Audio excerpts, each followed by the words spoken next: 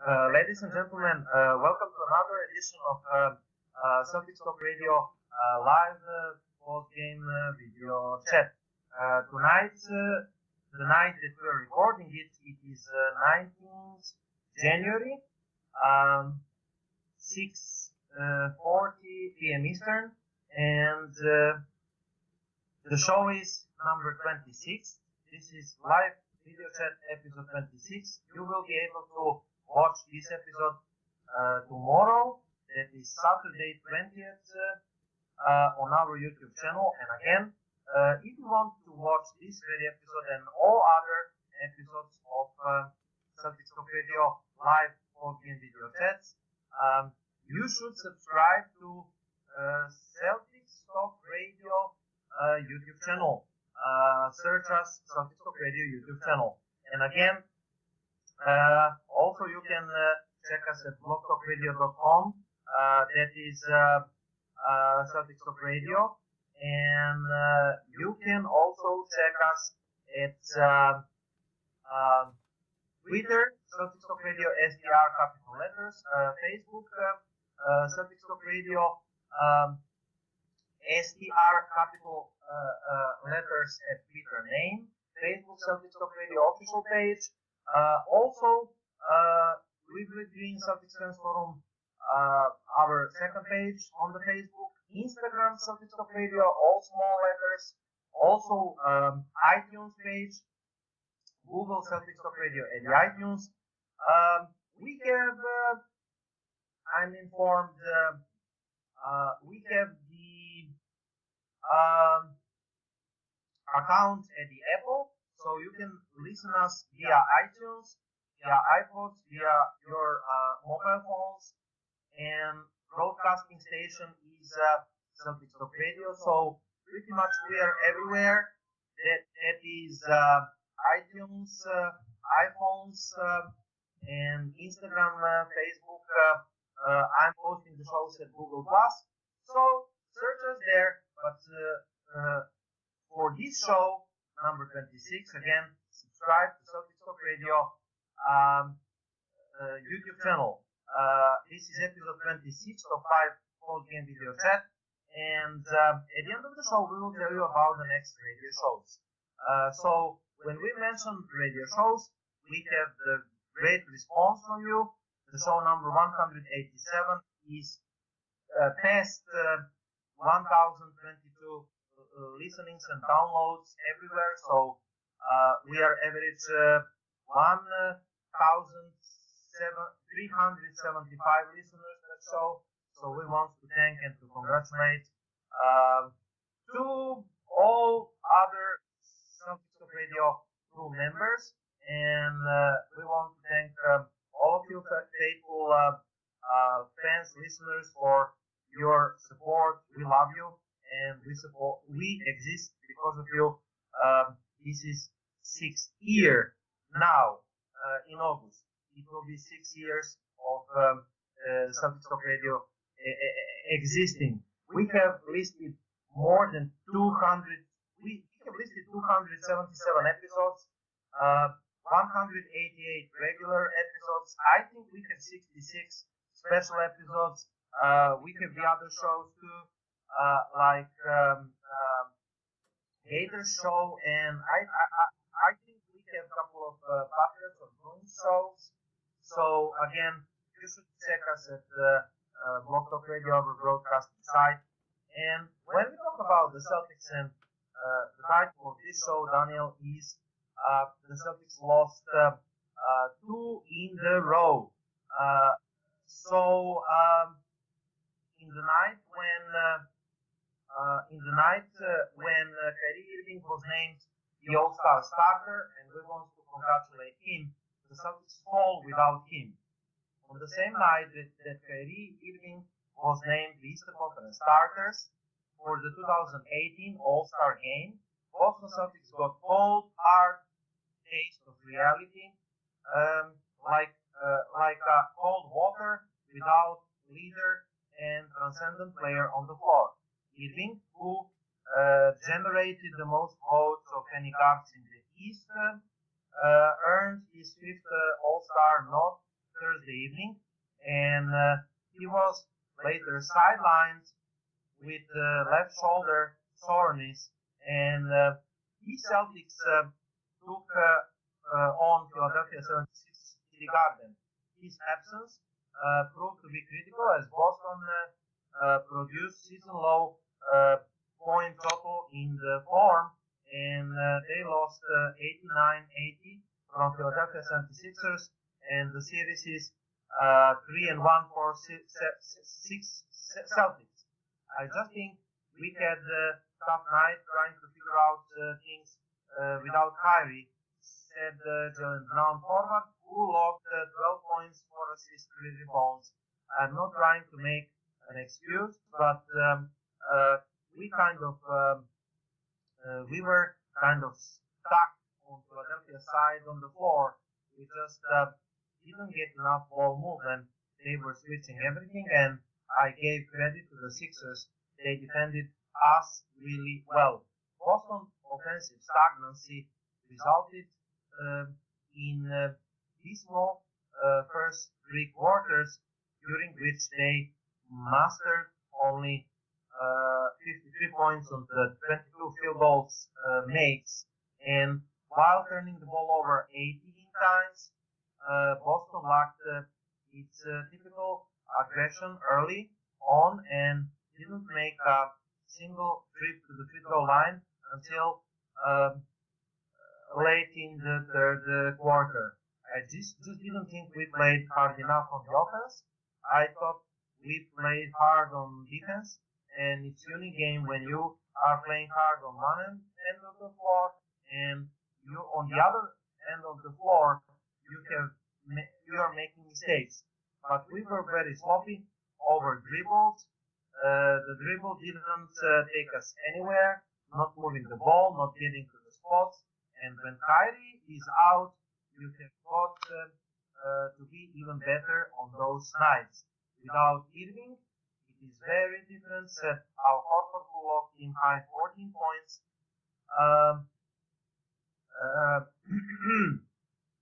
14 points. Kyrie opens the game for us, and whatever reason we let the pressure affect on us. I made some careless turnovers, and we just didn't play with a lot of poise. The Celtics eventually discovered their poise in the fourth, outscored 27-18. Philadelphia it was too late. Boston curbed its mistakes on defensive end, turning the ball over just once during the 12 minutes in the fourth, while intensifying their play on the defensive end to force 7 Philadelphia turnovers. And it was too late, and Boston dug itself into the hole, and it was too deep to climb. As a result, they left all the court frustrated, knowing they should do the better job picking up the slack when Irving is out. With or without Kyrie, that is unacceptable, said Smart. He had 13 points, 5 rebounds. We acted like we didn't know what we were doing. Brown. Irving is special for our team. We are not playing well without him, it's evident, but when he is not there, we have got to find the ways for him. Fortunately, Irving shouldn't be sidelined for too long. He explained the nature of shoulder injury ahead of the game and said it's nothing to be concerned about. Irving revealed that the soreness in shoulder had been building for a few weeks, and he decided to take a few days off to rest and get some imagining done. His MRI came back negative, and he hopes to be back in the lineup Sunday afternoon when the Celtics are hosting Orlando Magic, the last team in the Eastern Conference, right now at the TD Garden.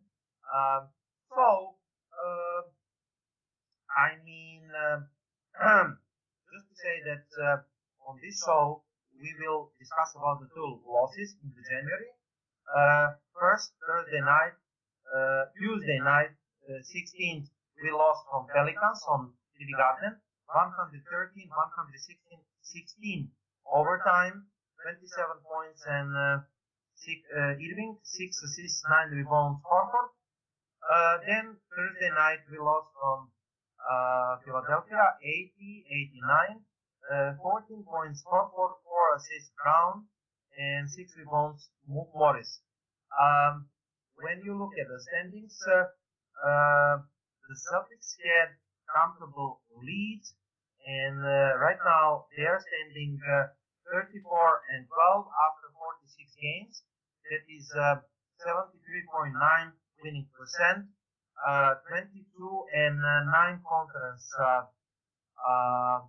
record, 8-2 division record, home record 18-7. We had 5 losses, now we have 7 home losses.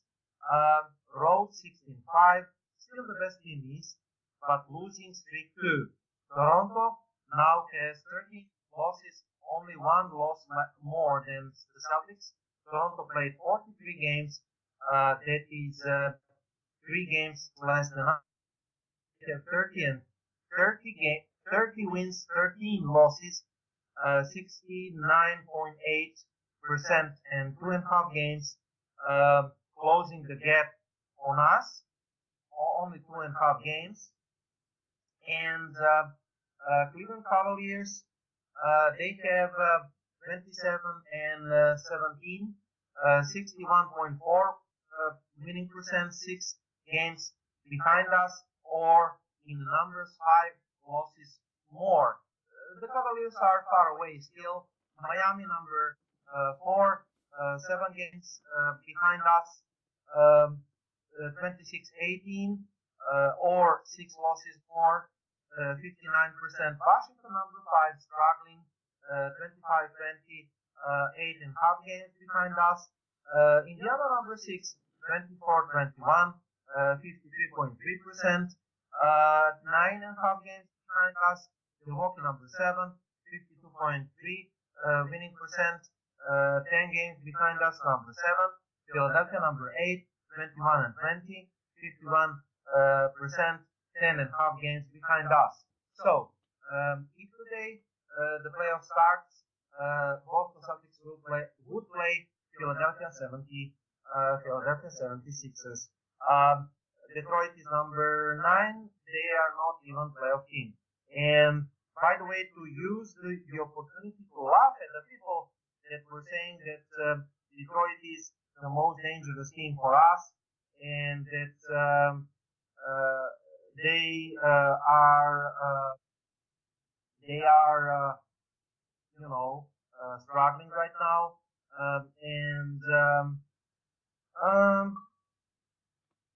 the hard part is, Danny, that we had comfortable lead at the top of Eastern Conference. We had 3 losses less than Raptors, and 7 losses less than Cavs, and only 1 loss more than Warriors, the champs. And I mean, when you look at the Western Conference, Warriors 37-9, 80.4%. So practically Warriors have 3 wins more and 1 loss less than the Celtics. So 3 losses less than the Celtics. It is not realistic that we're going to catch the Warriors, but also Houston Rockets are currently behind us in winning percent, 74, Celtics 72, Houston but tied in the loss column 12. So again, we are second in the whole NBA and first in the Eastern Conference, but Toronto only 1 loss more than the Celtics, and I mean closing the gap. They are having like 3 games less than us, and the Boston Celtics are not playing well. The Boston Celtics officially, as I am informed right now, possessing the worst offensive uh, worst NBA offensive record and or the rating in a minute. I will tell you in January. In January, the Celtics are 4-2, which is another testament of the Celtics' best defense in the NBA. So we are winning because we're having the best defense in the NBA. Daniel, what do you say about the last two games for the beginning of the show, the two losses, and also the Celtics are possessing, like I said, the worst offensive rating in January, and still the top defense, 4-2 in January. Well, technically, I'm not surprised with the offensive issues, especially when you consider the schedule they just had. They had a pretty long break before going into that game in London. Having to change the time, the time change, having to adjust to the time out there in London before having to come back here and then adjust again back to the Eastern time zone here in the Boston area. So I'm not surprised that the offense has been, struggling a bit. The defense, we've known the entire season thus pretty much that this defense is elite, and technically that's what's going to allow them to have a shot to match up and even knock off a team like LeBron and the Cavs come playoff time because their defense is so great.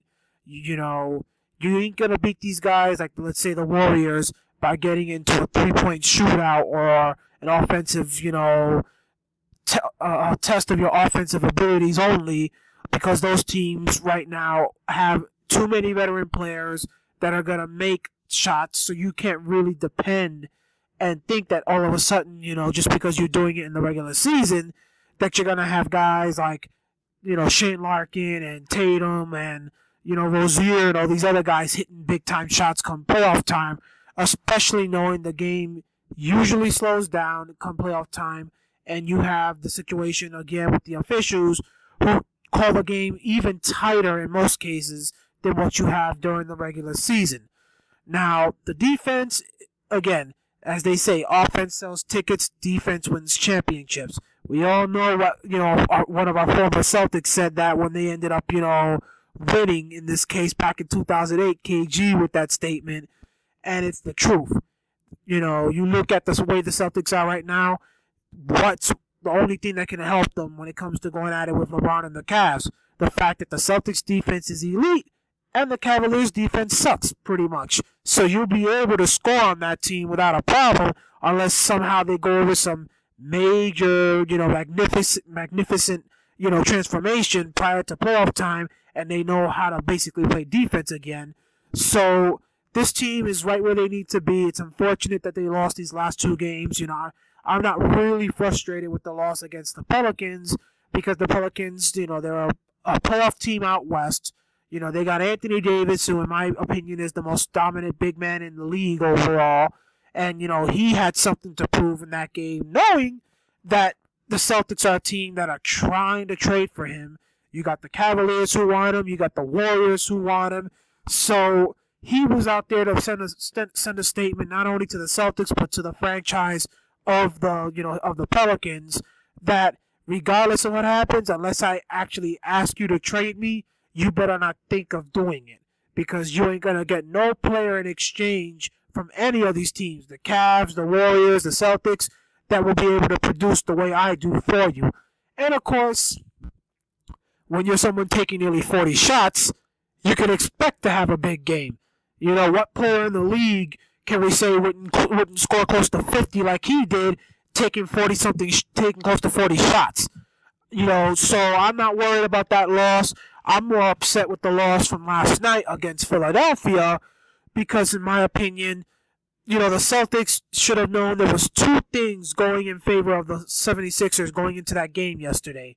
One, you've beaten them all three prior times by 10 points or more, and this was the last time you would face them unless you meet up in the playoffs in the first round.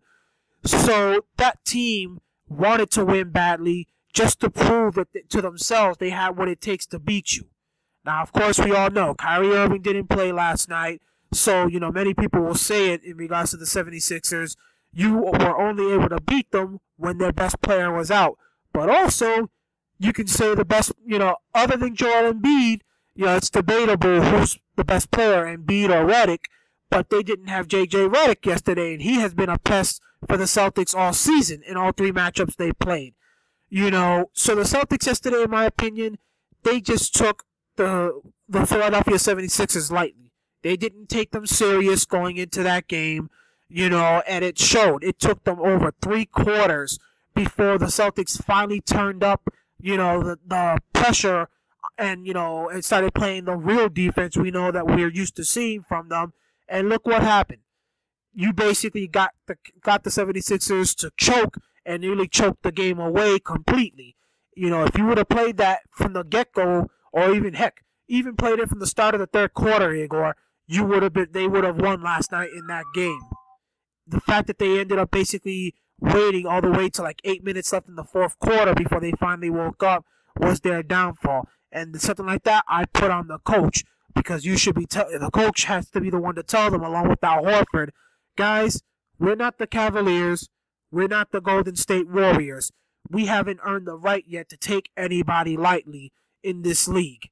Regardless of what our record is right now and what we've been able to do, and the fact that we've come back from multiple double-digit deficits, we shouldn't be looking to put ourselves in that predicament and think we're going to come back, especially against a team that has something to prove against you, and most importantly, a team that isn't a playoff team right now. Of course, they're right there at the 8th seed, so we would face them, in the first round if things were to happen. But going into that game yesterday, they weren't in the 8th spot or in the 7th spot.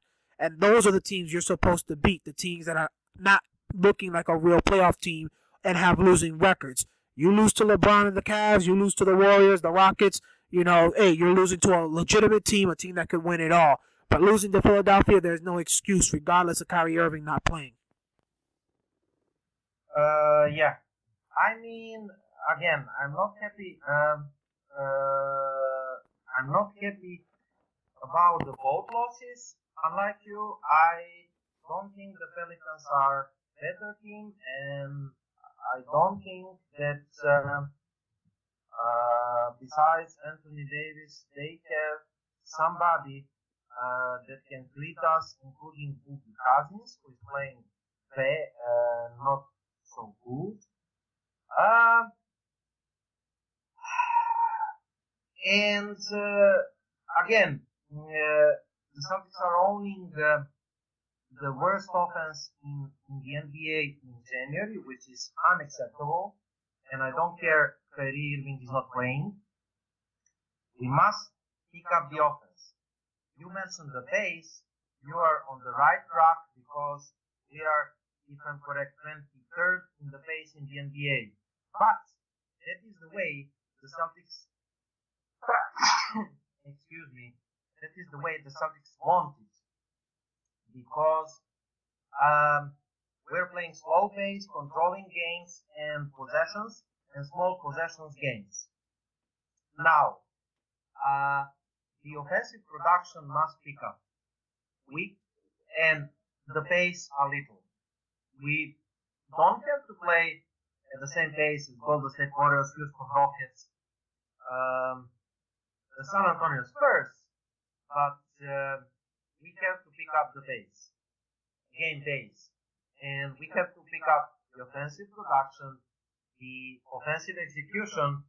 This is unacceptable to lose the 2 games at our court. About Anthony Davis, we will come back to him in a minute. But the Boston Celtics plan to sign forward Jarrell Eddy of G League Windy City for the 10 days contracts. Boston is filling its open roster spot, and the season's disabled player exception money. Gerald Eddy has had brief NBA stints with the Wizards and the Suns in the last couple of years. Now he will enjoy the shot with our Boston Celtics. So here is Gerald Eddy on the 10-day contract, 26, average 17.2 points and 4.1 rebounds per game per Windy City Bulls this season.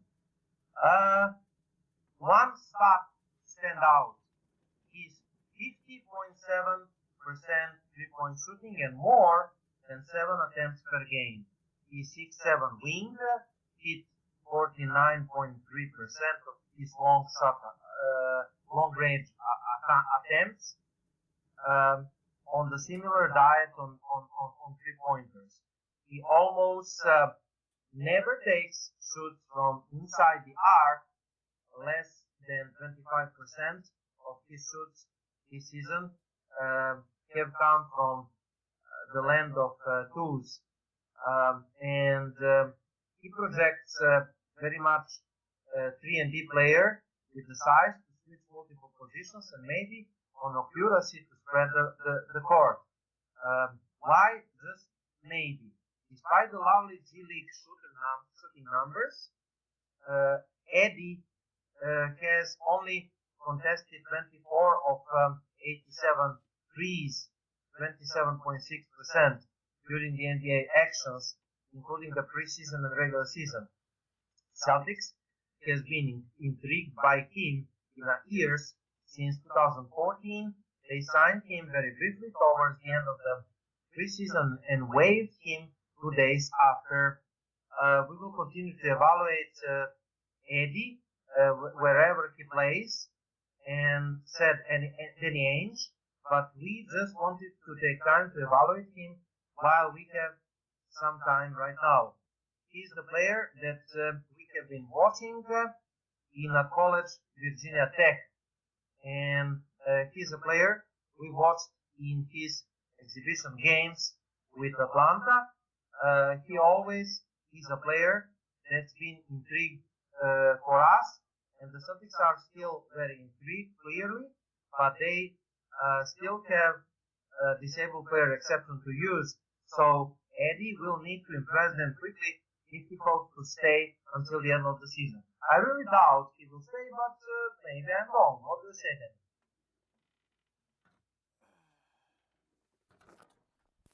Well, I know for a fact that the way this team has gone, for one, we're shooting way too many three-pointers. I think, the game against the Pelicans, we shot like 50-something in that game. 50-something three-point attempts. Yesterday, you, of course, I did the game coverage while you did the stats, but I'm sure that you saw several of the posts I was putting up throughout the game where I was saying right now this team, is really doing the opposite of what they're supposed to be doing. We saw a lot of three-pointers being chucked up early in that game yesterday when the 76ers were going into a zone defense and making it where, they wanted you to beat them from outside. Technically, what the 76ers were doing on the other end, which was having their guys back cut, get behind the defense when the guy isn't looking and get layups, is exactly what you're supposed to do to beat that type of a defense.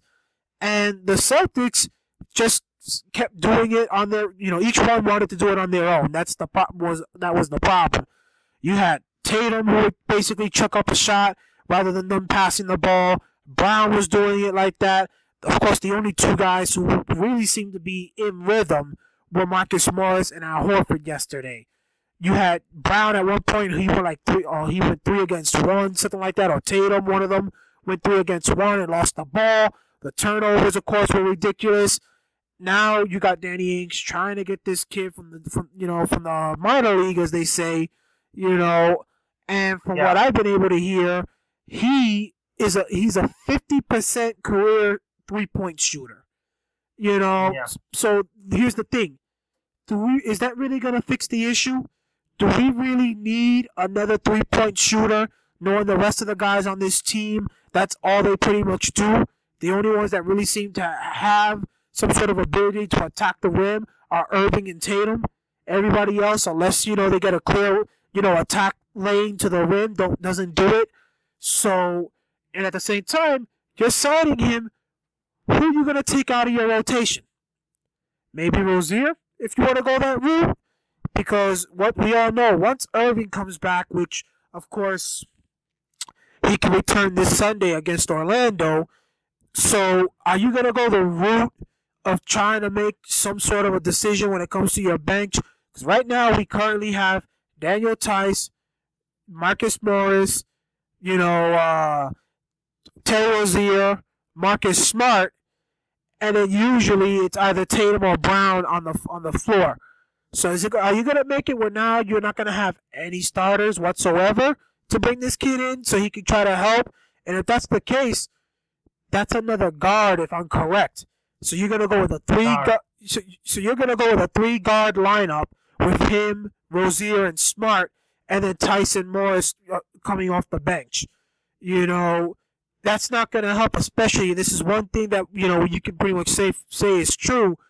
Yesterday's game, another issue we had was the fact that to start the game, Al Horford was in the zone and was keeping the Celtics ahead or tied at some points with Philadelphia, but Philadelphia was not taking the lead. So what does the coach from Philly do? He takes out all the starters, lets them sit, brings in the bench to try to go at it with the Celtics starters, and once you saw all the main guys from Boston leave, immediately he threw the starters right back in and took the bench out.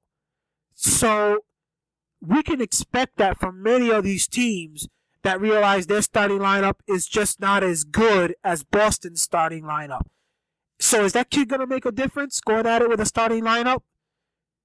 And if so, what happens? Are you going to basically make it where now you're giving that kid maybe a contract if he does make some really good performances? You're going to keep him long term. So what happens to the disabled player exception? You're not going to use it now because you got a guard that can hit a bunch of threes? Or do you make it where you send someone like Ojale or Nader, or Yabusele down to the minor leagues for good and basically try to give their rotation spot to somebody else you use for that disabled player exception? There's plenty of ways this team can go with it, but right now we don't need another 3-point shooter. We need somebody who's going to attack the rim. Anyway, I don't think that this guy is better than Abdul Nader, for example.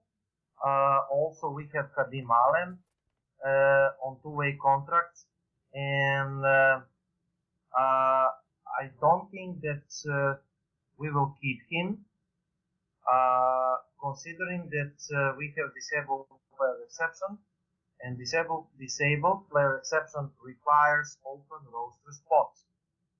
In other words, we cannot keep that guy and use the disabled player exception. So,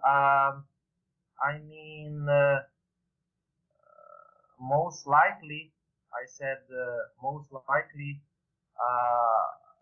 this guy will end up being waived or spending the season maybe to main red clause. Again, I'm not bothered if he plays the whole season to main so that we can evaluate him, but the Celtics will not give him more than 1 or eventually 2 days contracts.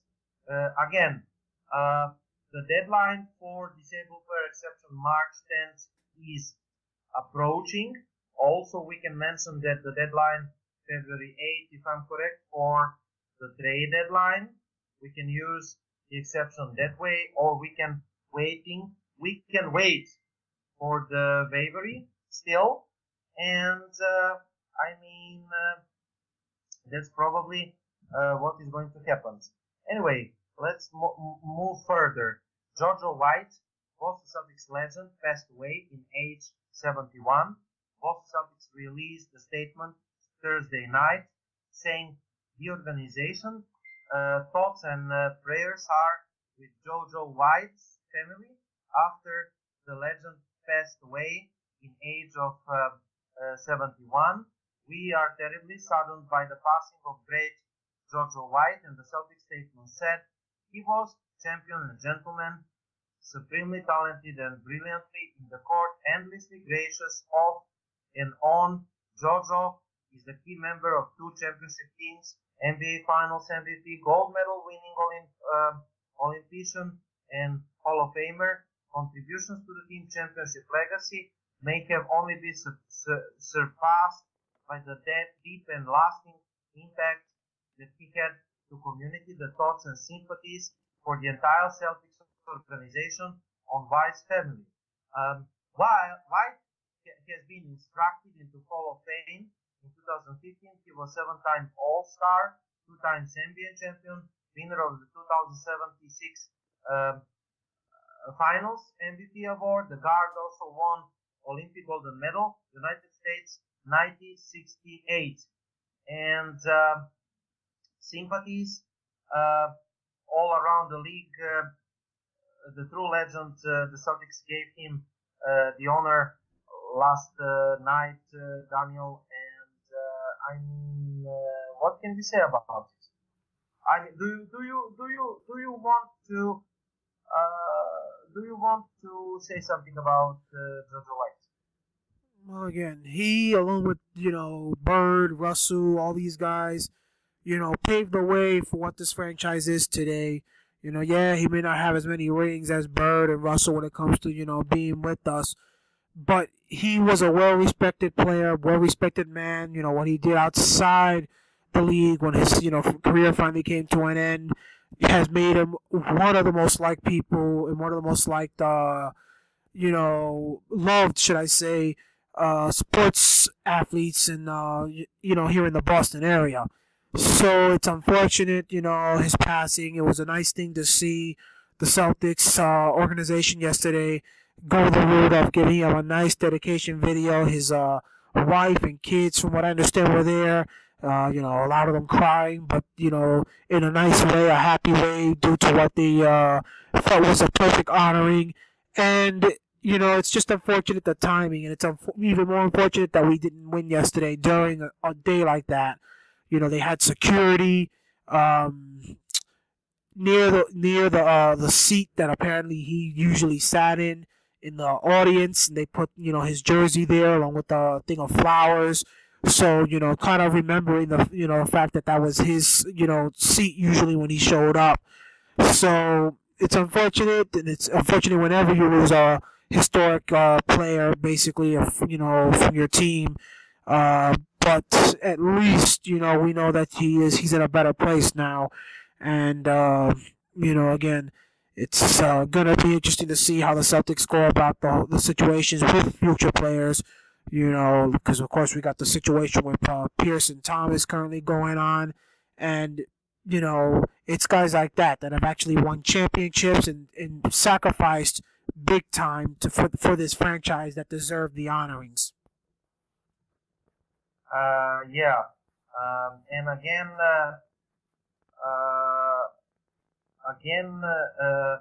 thanks a lot, Danny. So only players, NBA, MLB, NFL, and U.S. military. So, condolences to his family and glory forever for this unique player. I can now we are coming to Paul Pierce, Isaiah Thomas video drama. Daniel, this is some very stupid thing going on, and I would say this is a struggle in the entire Celtics organization and fan bases right now. And this story, in my opinion, needs to die as soon as it is possible. Okay, and today on Kevin Garnett's last night, on Kevin Garnett's show, KG Area, Bill Russell spoke about that drama, and KG Area 21 and NBA on TNT, Paul Pierce. I mean,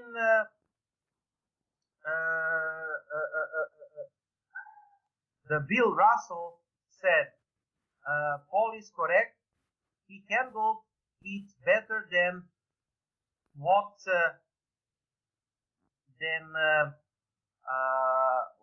I would have had. So practically, Bill Russell supported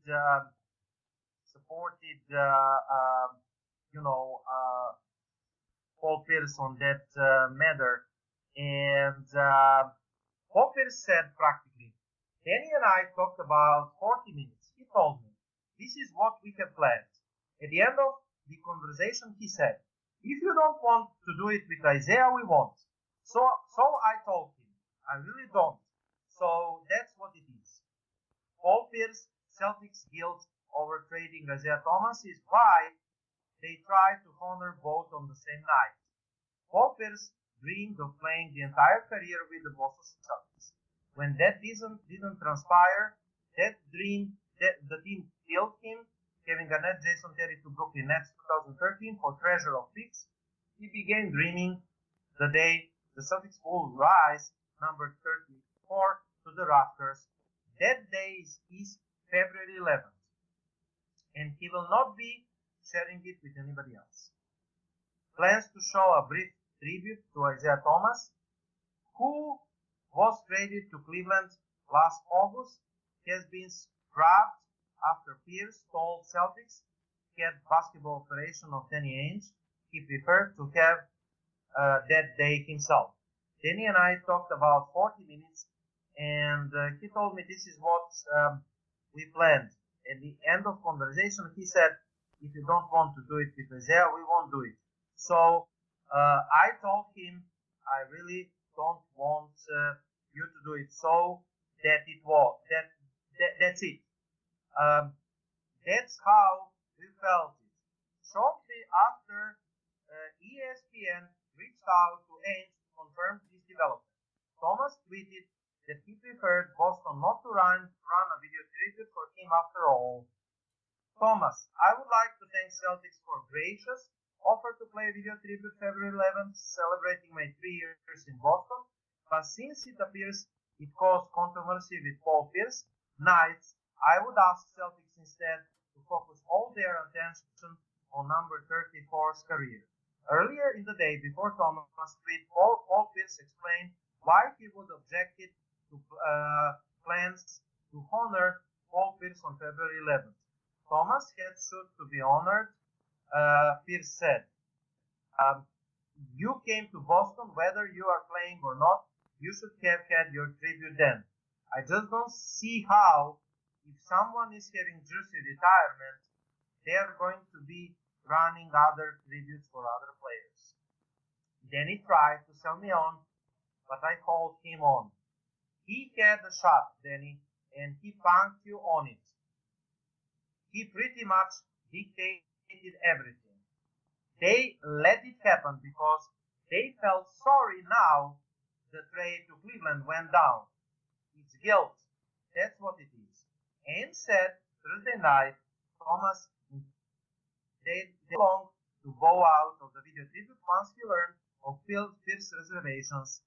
He also said when he and Thomas' agent Aaron Goodwill first discussed an alternate date for the tribute, which is originally was planned for January 3rd. Neither of them realized the next time the Cavaliers came to town is the night that Paul Pierce was being honored. Thomas asked not to be recognized on January 3rd because he was not going to be playing in the game, and he wanted his family to be presented for the tribute. Isaiah Thomas made the debut on January 2nd, and he didn't play to Cavaliers' visit to Boston. I wanted to make it clear that it was never my intention of Isaiah to take away anything special from Paul Pierce. Ainge said. And no one was ever comparing IT to Paul Pierce. We all own Paul a lot, and everyone in our organization. Ainge said the team planned to play the tribute for Thomas during the pre-game introductions. It was only going to be during the segment, Ainge explained. During the rest of the game, it was going to be Paul Pierce. But after listening to Paul's perspective, I understood and shared it with Isaiah Thomas. He understood. Rajon Rondo. Okay, we will come to Rajon Rondo later. Your standpoint of view on this terrible matter. Well, it's unfortunate Pierce has been put in this predicament by Danny Ainge and the Celtics organization. For one, it's kind of been all the former Celtic players coming out that have kind of made it where the pressure was on Ainge and on Isaiah Thomas to forget about him getting his video tribute on that night. Because not only has Bill Russell and KG come out and actually given their thoughts about the whole situation and pretty much said that Thomas shouldn't be getting it that night. You've had, Rajon Rondo, Tony Allen, you've had several players who have come out and spoken in public saying that. And the problem here with Miego in regards to this situation is two things that people, that really isn't being taken into consideration. For one, Isaiah Thomas is not a player whose career is done and he's, just happening to be there that night and they're giving him an honor or something like that. No, you're a player who's playing that night against us. So, should we go giving you a video tribute knowing that right now it's not like you're Avery Bradley or Rajon Rondo or Kendrick Perkins or Glenn Big Baby Davis or something like that that's on a team that isn't contending. No, you're on the team that's the arch rival to this Celtics squad right now, and you're playing for the team that we're looking to actually knock off come playoff time. And the only way we're going to do that, of course, is by getting a seed higher than LeBron and the Cavs. So like that Game 7 is in Boston and not in Cleveland. And more importantly, making it where we don't have to play you until round 3. So of course that means, depending on what seed they fall in, right now they're the 3rd seed, which means you have to be the 1st seed in order to avoid them until round 3. If they fall to 4 or 5, then you got to consider hoping either somebody gets past them to make them fall to 6, or you got to think about, tanking, as they would say, to get the 2nd seed to avoid them in round 2. So why in the world should I go giving you a video tribute knowing that you could be awesome that night? That video might just motivate you to want to put up a big performance, because you'll be all hyped up for what, happens and the ovation you're going to get from the fans. So why should I give you that video knowing that could happen and we're playing against you that same night? And second, and more importantly, the information that's being released in regards to what Danny Ainge and the Celtics have planned has me even more ticked off. Because regardless of the fact that Paul Pierce only has 1 championship ring, and no, ladies and gentlemen, I am not comparing Paul Pierce to Kobe Bryant here. Kobe Bryant, of course, had and will always have the better, season, or the better career, should I say, compared to Paul Pierce. There's no way of debating that. But instead of putting this whole thing with Paul Pierce getting his jersey retired, his number retired, for the beginning of the game, right before the game tips off, or doing it at halftime, Danny Ainge and the Celtics are going to make us wait all the way to the end of the game after the game is over. Let's just think about this, Igor. Kevin Garnett, Rajon Rondo, Ray Allen have all pretty much made it sound like they're going to be there that night in the TD Garden for what happens. Paul Pierce's family is going to be there. Who knows what other former Celtic players from the time that Paul Pierce was playing for us will be there. Who knows if any other Celtic legends like Bill Russell will probably be there. Or You're going to tell me that after the game is over, for all we know, the Celtic fans could be in a good mood because we give LeBron a whooping, but there's also just as good of an opportunity that the Celtic fans will be in a bad position because the Celtics are the ones that get whooped instead. Why not take that and put Paul Pierce's, put his ceremony at the start of the game to get all the fans into it? Because one thing I know I would be interested in watching is how does LeBron James react to this whole situation? Because we all know LeBron James, the Celtic Big Three, or the Fantastic Four, if you want to include Rondo, they were the ones that made LeBron James' first stint with the Cavaliers a failure. If it hadn't been for those guys, LeBron James would have remained in Cleveland his entire career.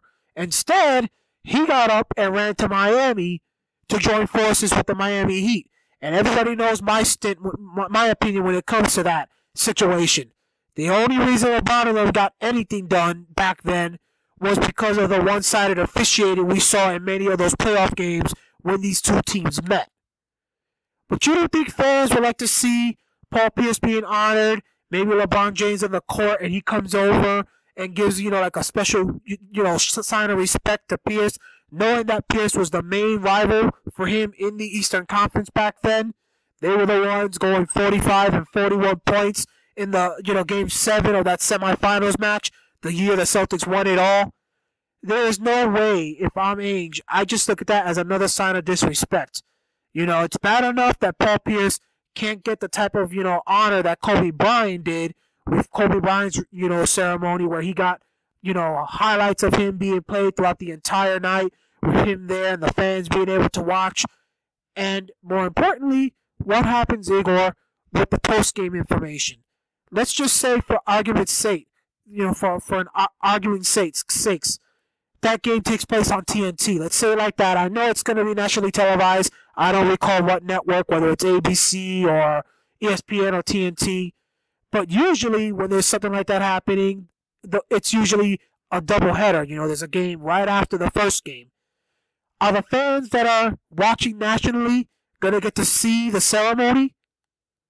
What about the fans that watch the game on Comcast Sportsnet like me? Am I going to be able to watch the ceremony without a problem? Or is it going to be something that's only for the fans that bought tickets and they get to watch it there live, but it doesn't get, broadcasted on the television? In my opinion, Danny Ainge already did an injustice for putting Pierce into this position where he's got to basically make it known I don't want Isaiah Thomas getting involved with my night, and making it where you got guys like Jalen Rose calling Pierce out, let's say Shannon Sharp, Max Kellerman, all these guys coming out and pretty much, making it where they're saying Paul Pierce, for one, in some of their opinions, Paul Pierce doesn't deserve it. He doesn't deserve to have a night that's only for him because, in their opinion, one championship wasn't enough to make him a real, legit player. While guys like Skip Bayless and Stephen A. Smith have had to come to Pierce's defense and pretty much say this guy is, like a top 50 player, one of the best players that ever put on a Celtic jersey. So how in the world can you say he doesn't deserve it? Heck, we're even seeing it in our group, Igor. Look at the comment I sent you yesterday in the messenger. One of our people basically calling Pierce a liar and a cheater and that he doesn't deserve it. How the heck can you be a Celtics fan and yet you're saying something about that with Pierce, which you and me know, Igor? It wasn't Pierce's decision to leave Boston. He never requested a trade from the Celtics the way Kobe Bryant did many years back at the start of his career when he wanted to leave the Lakers. And of course, the general manager said, no, I'm not trading you. In this case, Danny Ainge decided, I'm not going to spend any more money to try and build a contender to get by Miami. I'm going to go the route of starting a rebuild. And so Paul Pierce and Kevin Garnett agreed, okay, if you're not going to, try to help us beat the Cavaliers, or should I say the Miami Heat, we'll go somewhere else, accept a deal as long as it's a deal to a team that can possibly contend, and you can go ahead and do your rebuild. And there was no hard feelings. And people forget that. Pierce could have easily, stood in Boston if Danny Ainge and the Celtics ownership would have decided to try and get some more talent to join this team to try and stop LeBron, Wade, and Bosh from dominating the East. So it's a sign of disrespect. It's a disrespect on not only that fans' part, but all these media people as well, especially someone like Jalen Rose for calling Pierce petty and saying he doesn't deserve it. On the same subject, Rajon Rondo, a member of Boston's 2008 title team with Pierce, expressed dissatisfaction when he told of the Celtics' plan to also honor Isaiah Thomas. What has Thomas done?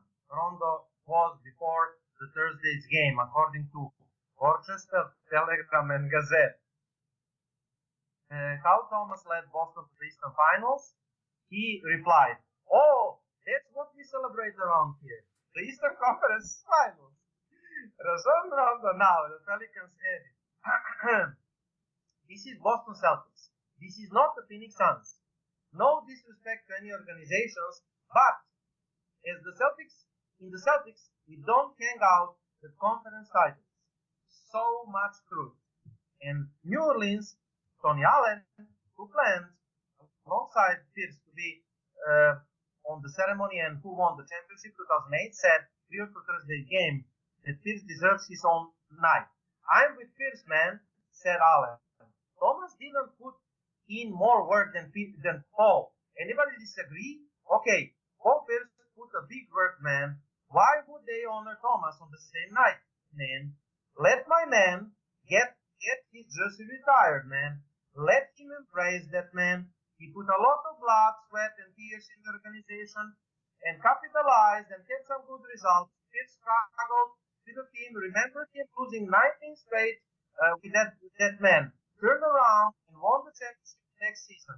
Talked about Paul Pierce, man. I don't mention Thomas's name, the guy's name that don't stand in the same frame. I just don't see how, if someone is having juicy retirement, they are going to be running other tributes for other players. Pierce said on the possibility of sharing his juicy retirement with Thomas.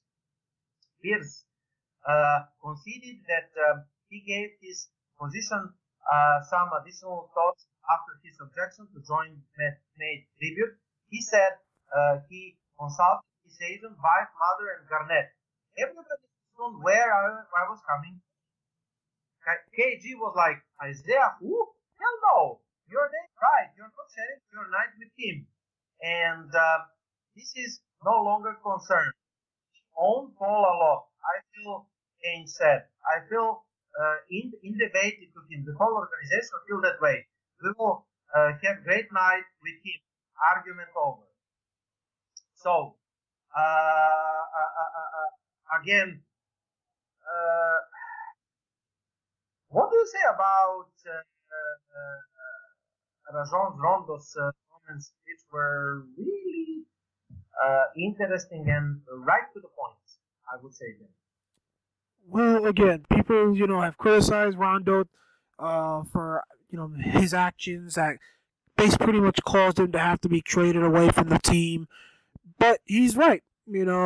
Every Celtic player, past, present, or really, as they say, ancient, pretty much, if you're talking about the legends, every one of those guys have pretty much come out to say the same thing. That why do you need a dedication video? Because what? You spent 2.5 seasons in Boston. The first 2 years you made it to the playoffs only to get eliminated in round 1. And then last season you made it to the Eastern Conference Finals, but ultimately got beat, I think it was in 5 or 6 games, and you didn't even play the entire series. People got to remember, this is Boston, title town of the United States, title central, whatever you want to call it. Yeah, you got cities that have more championships, like New York, for example, but as of late, since 2000, there ain't no other city in the U.S. that can say they've won more championships than the Boston area. You got a total of 5 between the Tom Brady and the Patriots.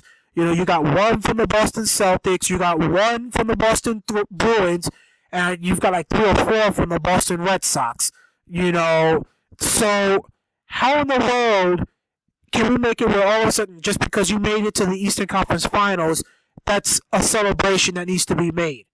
Go to other cities that have their teams that don't really do anything. Like right now, look at the NFL playoffs, Igor. You currently have the New England Patriots, who are looking to get back to the Super Bowl for the 2nd year in a row. And of course, this would be their 8th Super Bowl overall if they make it.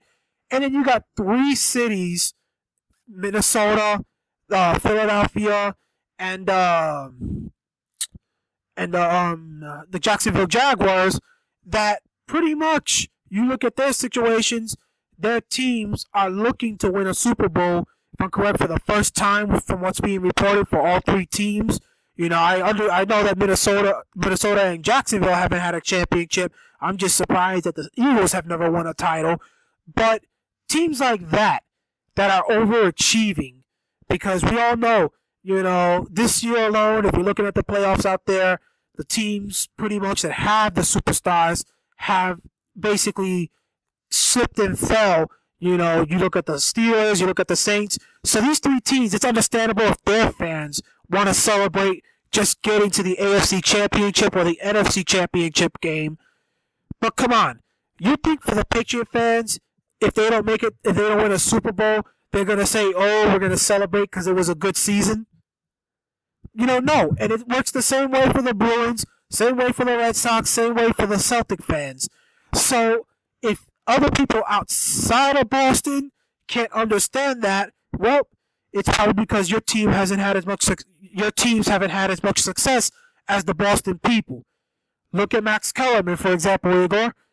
How he pretty much is basically, saying that that Tom Brady has the most, to prove this year. Come on. New York City, Igor, has 2 teams for basketball, 2 teams for baseball, like 3 or 4 teams for the hockey, and 3 teams for the football. Yet, you still can't say you had as much success as of late as Boston has. So come on, Rondo, he hit it right on the nose.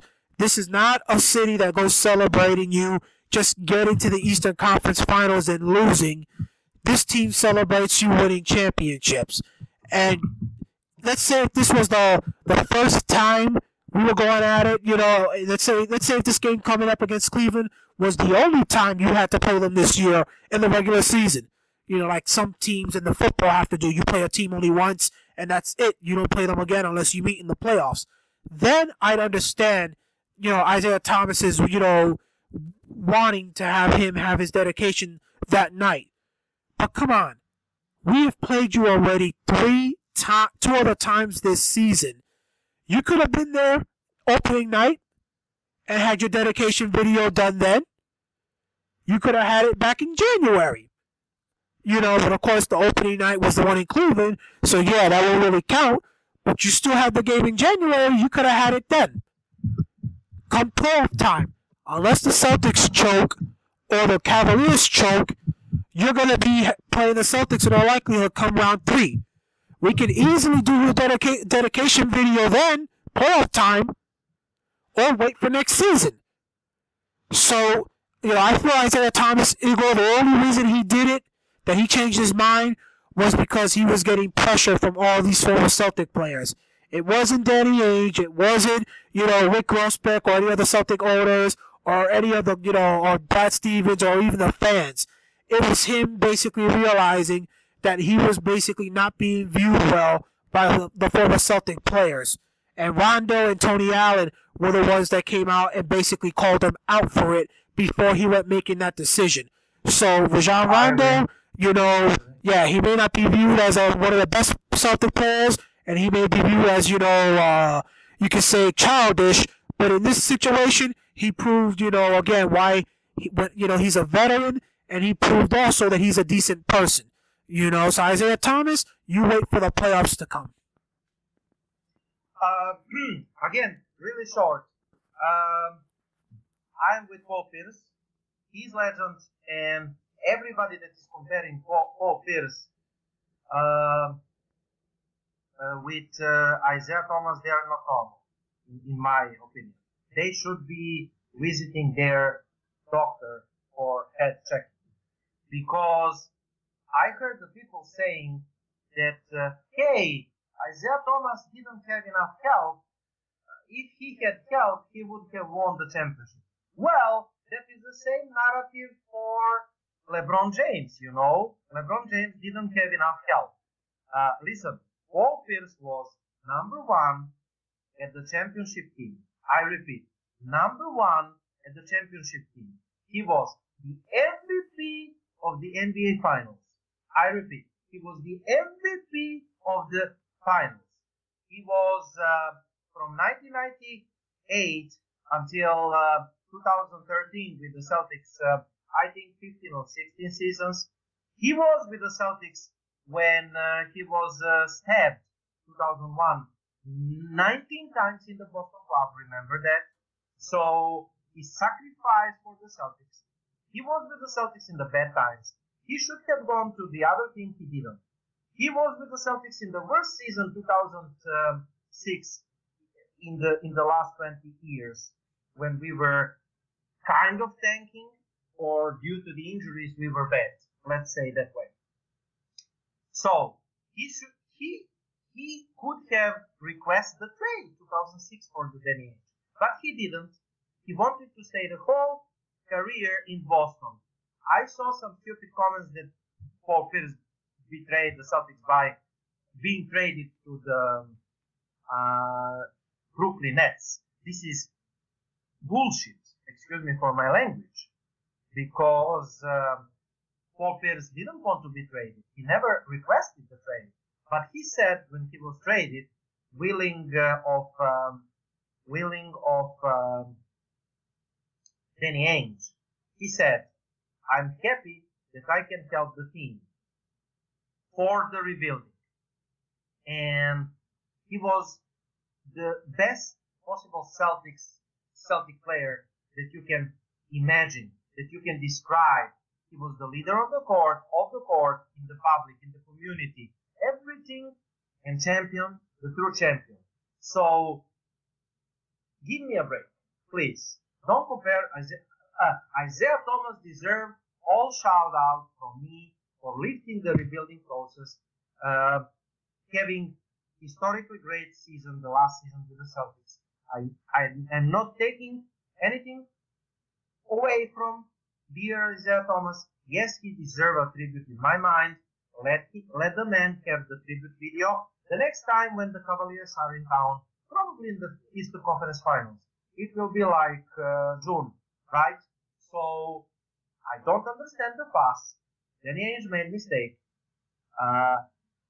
He should have played the tribute video January 3rd, and we would not have this conversation on the web. The idiots that are trashing Paul Pierce because of Isaiah Thomas, they should be ashamed of themselves. You mentioned those idiots like Jalen Rose, and what was the guy's name that is doing with the Stephen A. Smith, I think, that mentioned Max Kellerman for Stephen A. Smith's Max show Kellerman. and Shannon Sharp for the show with Skip Bayless. Excellent. So those idiots said that Paul Pierce is not a great player, and Paul Pierce is not even top 10 Celtics. So I have answer for those morons too. Just a second. Again, just a second. I have the answers for those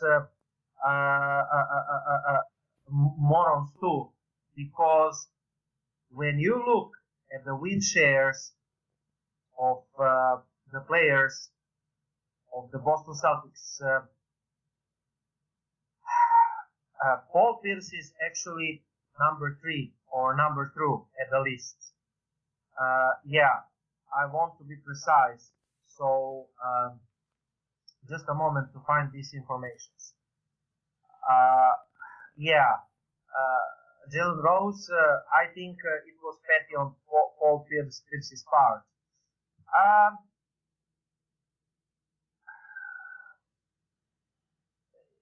yeah, Boston Celtics players ranked by total career win shares. Bill Russell number one, 163.5 win shares.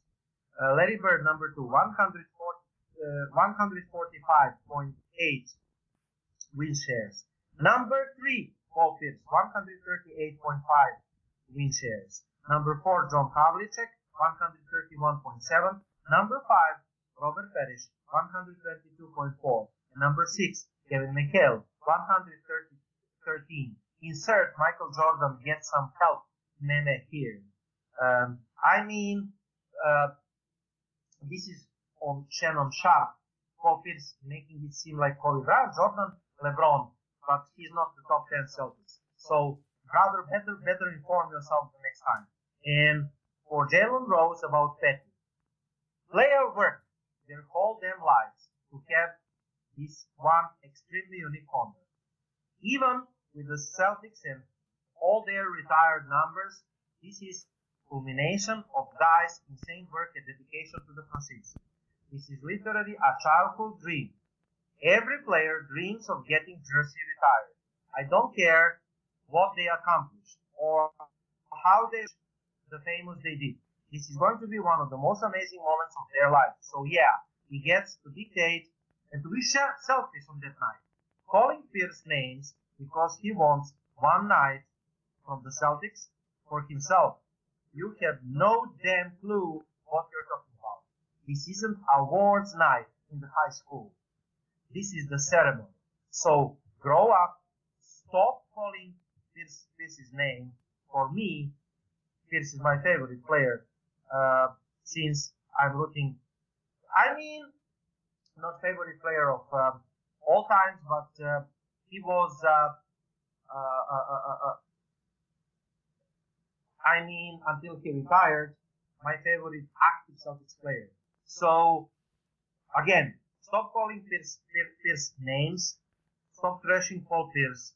Stop making childish arguments about Isaiah Thomas.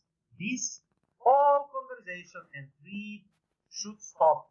I mean, I understand this conversation will go on and on and on and on. Any bullshit is awaiting us February 11. Be sure in that. But for now, this must stop. Isaiah Thomas deserved tribute video. Full stop.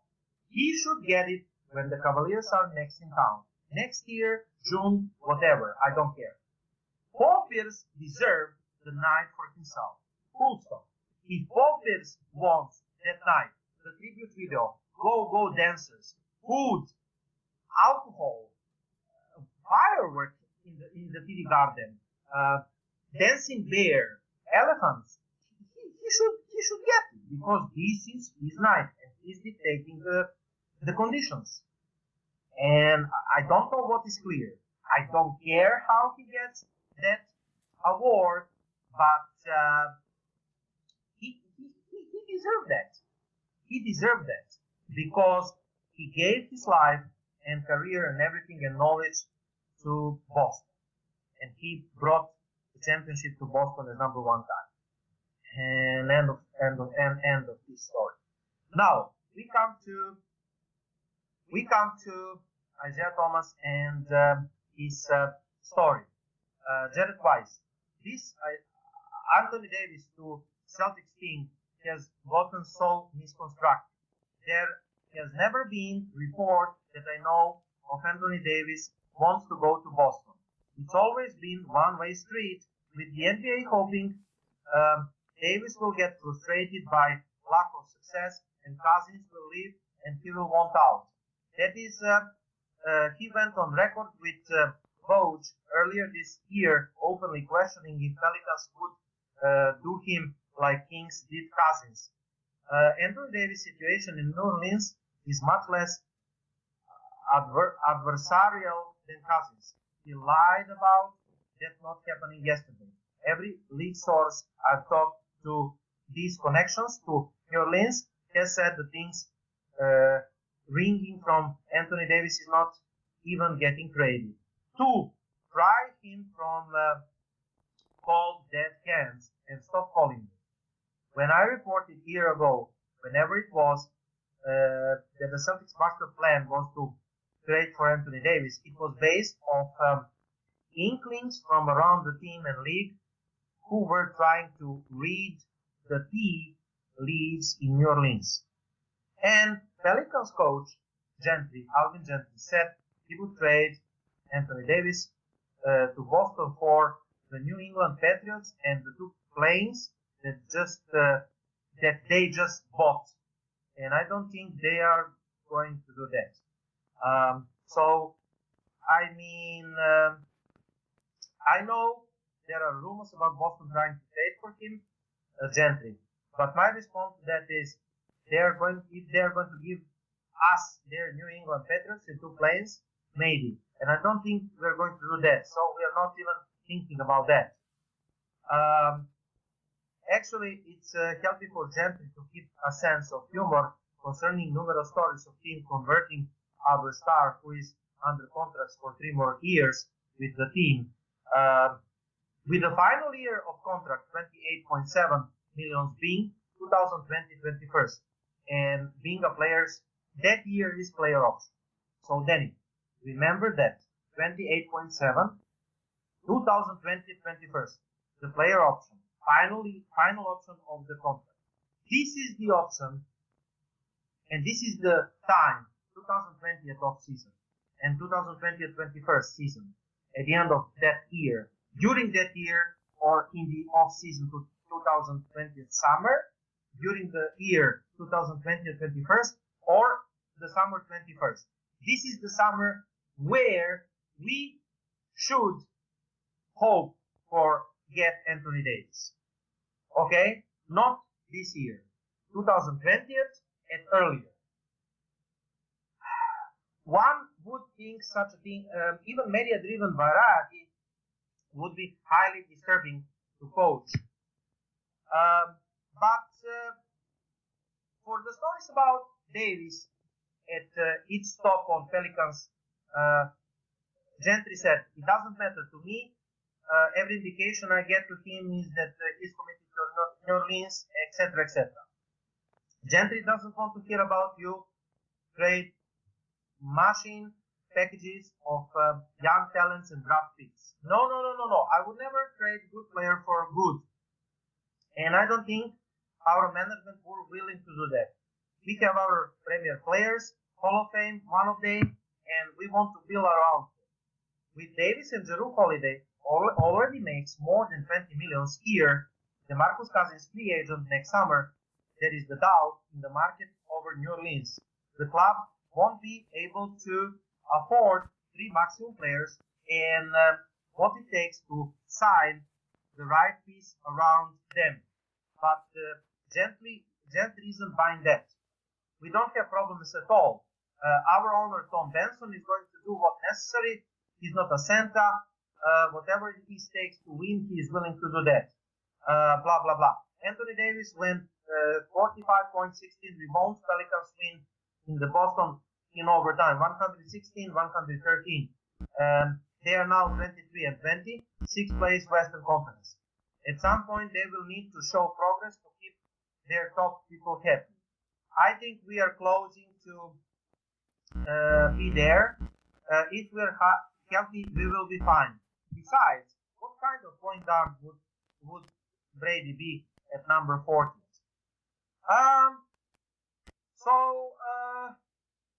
Again, I will not read what I read from Jared Weiss. Jared Weiss from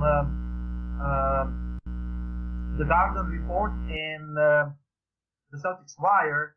He was cleared that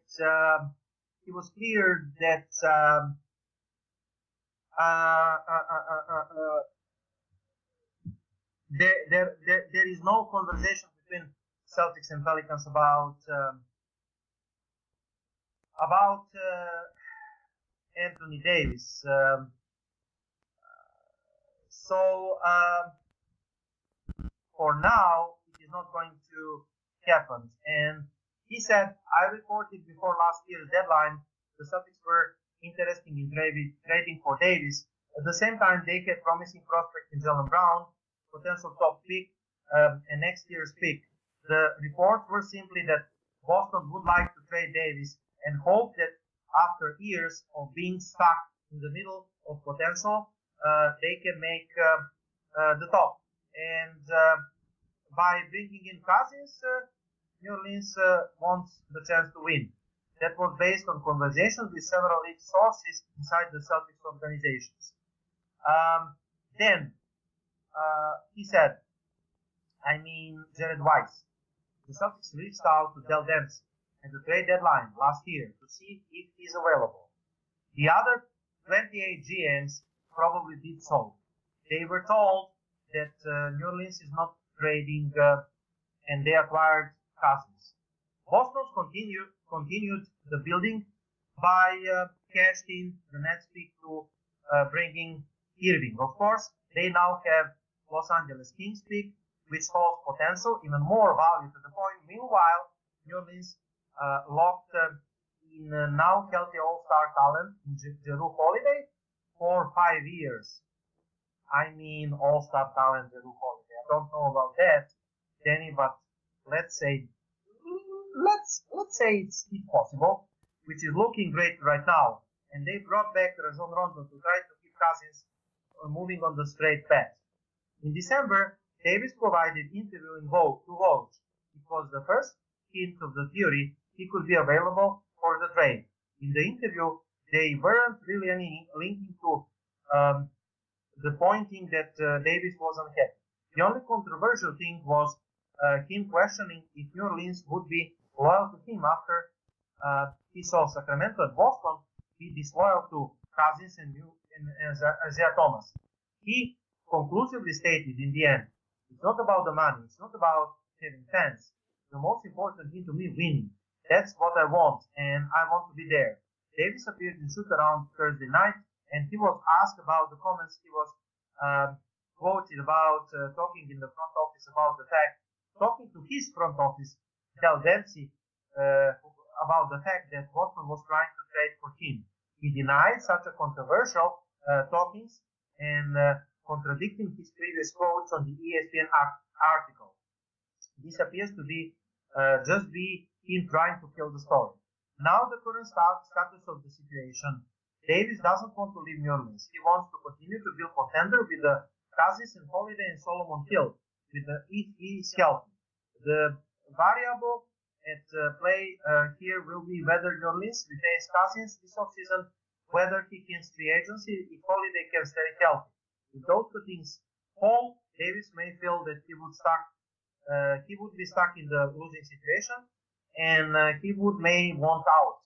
It would probably take GM Dell Dempsey being fired for Davis to even become available. More so, Dell Dempsey will not trade away Davis. Davis would have to turn down the DVPE and walk away from extra $40 million or so to be traded.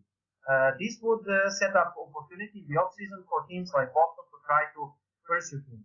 Davis is MVP level player, isn't in the prime yet, so Boston just is just the only team that can offer a package to trade for him. The good news, we are looking up for New Orleans, and they should make the playoffs this season. Davis doesn't care about the fame of fans of money. He just cares about winning. How he may finally get the chance at that point of situation, it's very unlikely that Davis leaves for right now. This season, no. There is always slim chance, but there is always possibility down the line any of these NBA conspiracy theories to come true. The big difference this time is that Boston has the assets to take advantage if the right situation emerges, of course. So good luck with that, Boston. Danny, that's from me about the Davis situation. Do you have some thoughts? Well, we've said it before. Anybody whether it be Celtic fans, Cavalier fans, Warrior fans, that think that somehow, someway, the team is going to get Anthony Davis this season is pretty much somebody that's got to go to Bellevue and get their head checked. Unfortunately, you're in a position where where pretty much all three of these teams want him. I've said it before. I said it on the prior radio show when we brought Anthony Davis up. If somehow he was to end up joining forces with Durant, Curry, Thompson, and Green out in Golden State, I wouldn't even watch the NBA anymore. Because already as it is, those four guys, Durant, Green, Thompson, and Curry, those four guys are pretty much unstoppable as it is.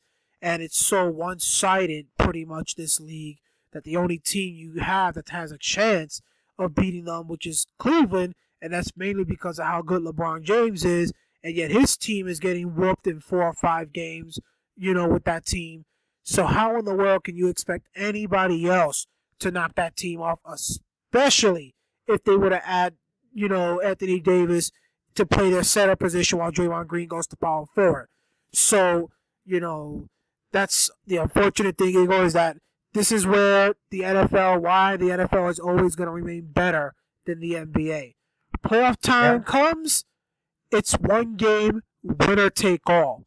So if you were to tell me Davis was to go to Golden State and them to get to the playoffs, it's a situation where they got to beat 4 different teams. Each game though is a winner take all game.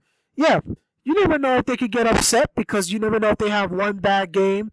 But to think that a team like that will have 4 bad games in a span of 7 is the reason why nobody expects them to lose, especially, right now. And it would be especially if they end up getting Davis. Forget it. All bets are off. Just give them the trophy, let them have the parade, and forget playing the 82-game season, So right now, you're currently looking at a situation in Cleveland where that team is desperate. Desperate because of the fact that they don't know if LeBron James will remain with the team if they don't win a championship this year. And LeBron James pretty much has not helped matters by not being willing to commit before, the season ends. So that team right now is kind of stuck. They're stuck in the mud pretty much. They got to debate. Do we give everything up we have to try and get another star player to come and help LeBron James and give up that Brooklyn pick if we have to do it? Or do we hold on to that Brooklyn pick and hope that somehow if LeBron James does leave, we get a big name player from the college ranks who can be the next franchise player for this team? So they're stuck. Right now, they've already, from what you and me have been seeing as we've been on this video chat, they've already contacted the Clippers about Lou Williams and DeAndre Jordan. They've already contacted I forget the team, but they've made phone calls to try and see about George Hill. And right now, all those teams are not willing to work with LeBron and the Cavs unless the Cavs are giving up that Brooklyn pick. And of course, you got Cleveland fans who don't think it's right and it's unfair. But look at what you have to offer. Their general manager, Igor, is not like Danny Ainge. Danny Ainge has some sort of, yo-yo where he's got it, in front of the opposing GM, making it go back and forth to hypnotize them, to basically sucker them in and take the best asset. You get the best player, but you come away with another big asset as well. That general manager in Cleveland doesn't realize that, for one, everybody is sick and tired of seeing you in the Golden State Warriors in the NBA Finals every year. Yeah, people can say it's the same thing about the New England Patriots in football, but at least in that situation, Igor, as I said, it's one game, winner take all. So the worst you get is 4 games for the New England Patriots. And each time, it's against a different team. Do we have to be doing the same thing every year with the NBA, having to see the same 2 teams in the finals every year? Because even in the Super Bowls, right now, the Patriots, other than the New York Giants, they have not played another team in the Super Bowl twice out of their 7 Super Bowl appearances. So really, ladies and gentlemen, the Cavaliers have absolutely nothing other than that Brooklyn pick that's worthwhile. So they ain't gonna get Anthony Davis in any sort of way. The Celtics, this would be the only year, Igor, because you look at the assets that Danny Ainge has in terms of draft picks after this season. This pick, of course, you said the Kings pick, but it's really the Lakers pick. This year, that Lakers pick is the last big pick Danny Ainge has coming from another franchise. Because I don't see the Celtics team going south and tanking to try and get a pick just to make a trade for another player. So, this team, if you're going to get Davis, it's going to be this season. After the season is over, this summer. But unless Anthony Davis forces his way out of New Orleans, that ain't going to happen either. Which is why, Igor, really, you do have to worry. You do have to worry about the Golden State Warriors. And ladies and gentlemen, I'm not talking about the Warriors trading for him. They ain't going to give up no Draymond Green, no Klay Thompson, no Durant, no Curry to get Davis. Their hope is to get him in free agency. And you know why I say that we have to worry? It's because Anthony Davis's contract expires at the same time, if I'm correct, that 2 or 3 of the big 3 for Golden State expires. So that means that team is going to be well under the cap when it comes time for Anthony Davis to be available. Now, of course, granted, you do got to discuss what other contracts they might sign from now till then. That could be long term with other players and role players. But if Anthony Davis ends up having his contract come to an end, and there's a possibility Golden State will want him, odds are they're gonna come away with him. I'm sorry. So, like I said, we need somebody else. If it's not us, somebody outside of Cleveland to try and basically make Anthony Davis go to them. Because, like I said, if you don't, odds are he's going to end up in Golden State.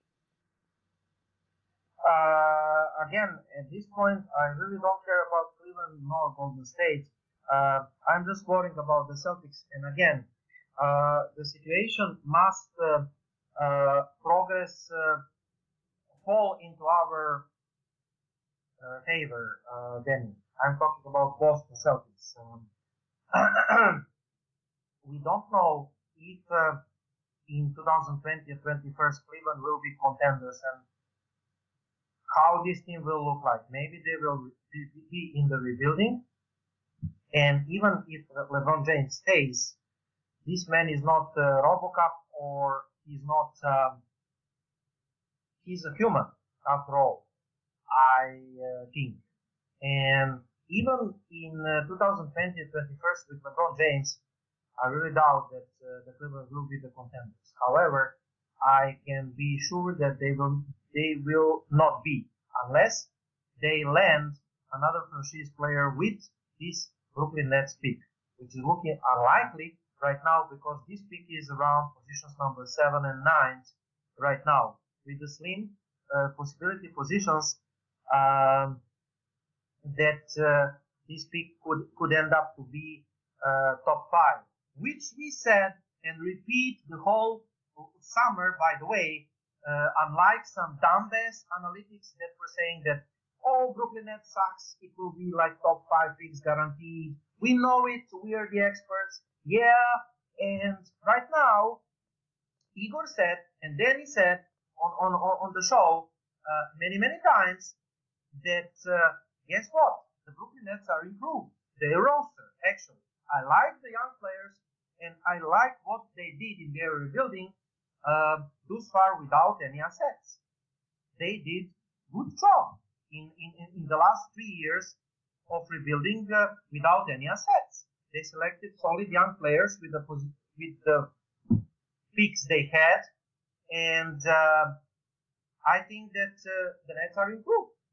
They had injuries in the past, and they had injuries this year, and they are improved. Unlike the Lakers are right now, this is my pleasure, dysfunctional organization.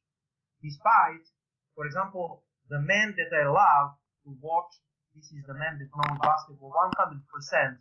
This is Coach Nick from B Basketball Breakdown, Danny.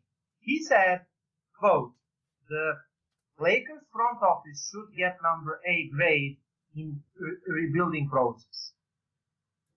Maybe I'm stupid, maybe I don't see it, but I think that Lakers front office should get D minus grade for their rebuilding process. But maybe, again, I'm biased. Maybe he's right, and maybe the Lakers will be contenders in 3 years. Who knows? Maybe Lonzo Ball will turn around to be transcendent player. Maybe I doubt in it, but it is possibility in realm of possibility. Now, this pick that Cleveland possesses will most likely land up outside of top 6, the most chances. So, without that pick, if Cavaliers don't cash in that pick, and if they don't bring in the transcendent player, the franchise player, they will not be contenders 2020-21. So, Anthony Davis, if he wants out, again, we are assuming that New Orleans will fail to make the contender around Davis, Jrue Holiday, and Cousins, which is, for me, realistic scenario. They will not be contenders with that core.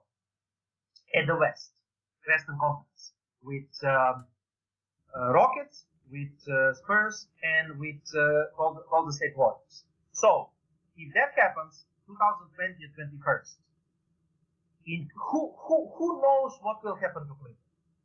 The next summer, LeBron leaves, the Cleveland are in rebuilding mode. They're out of contention for days. This season, again, I said it with our guest, who will be 26th again on the show, Joshua Colon from Garden Report and CLNS Radio, CLNS Media.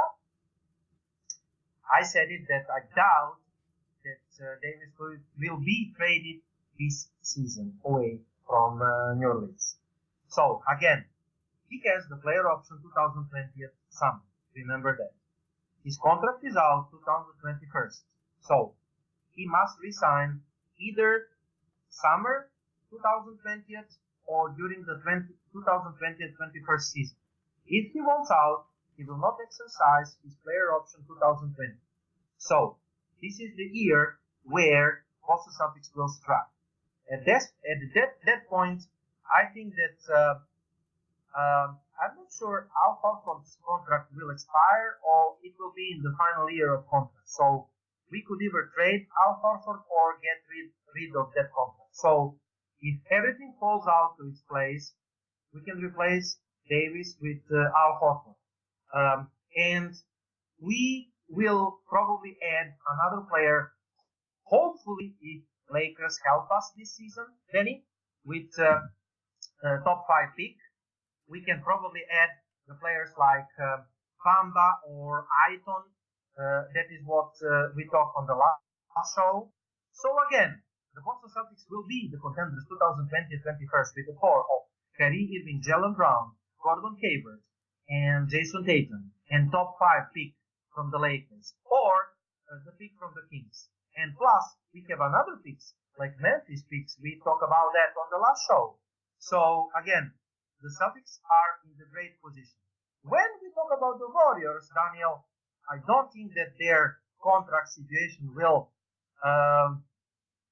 This is not possible. The Warriors to add on that core Anthony Davis on the maximum contract because they cannot have. I mean, theoretically speaking, they can have like 2 maximum contract Davis and Kevin Durant and plus Curry on not maximum contract. But why would you sacrifice if you are Stephen Curry?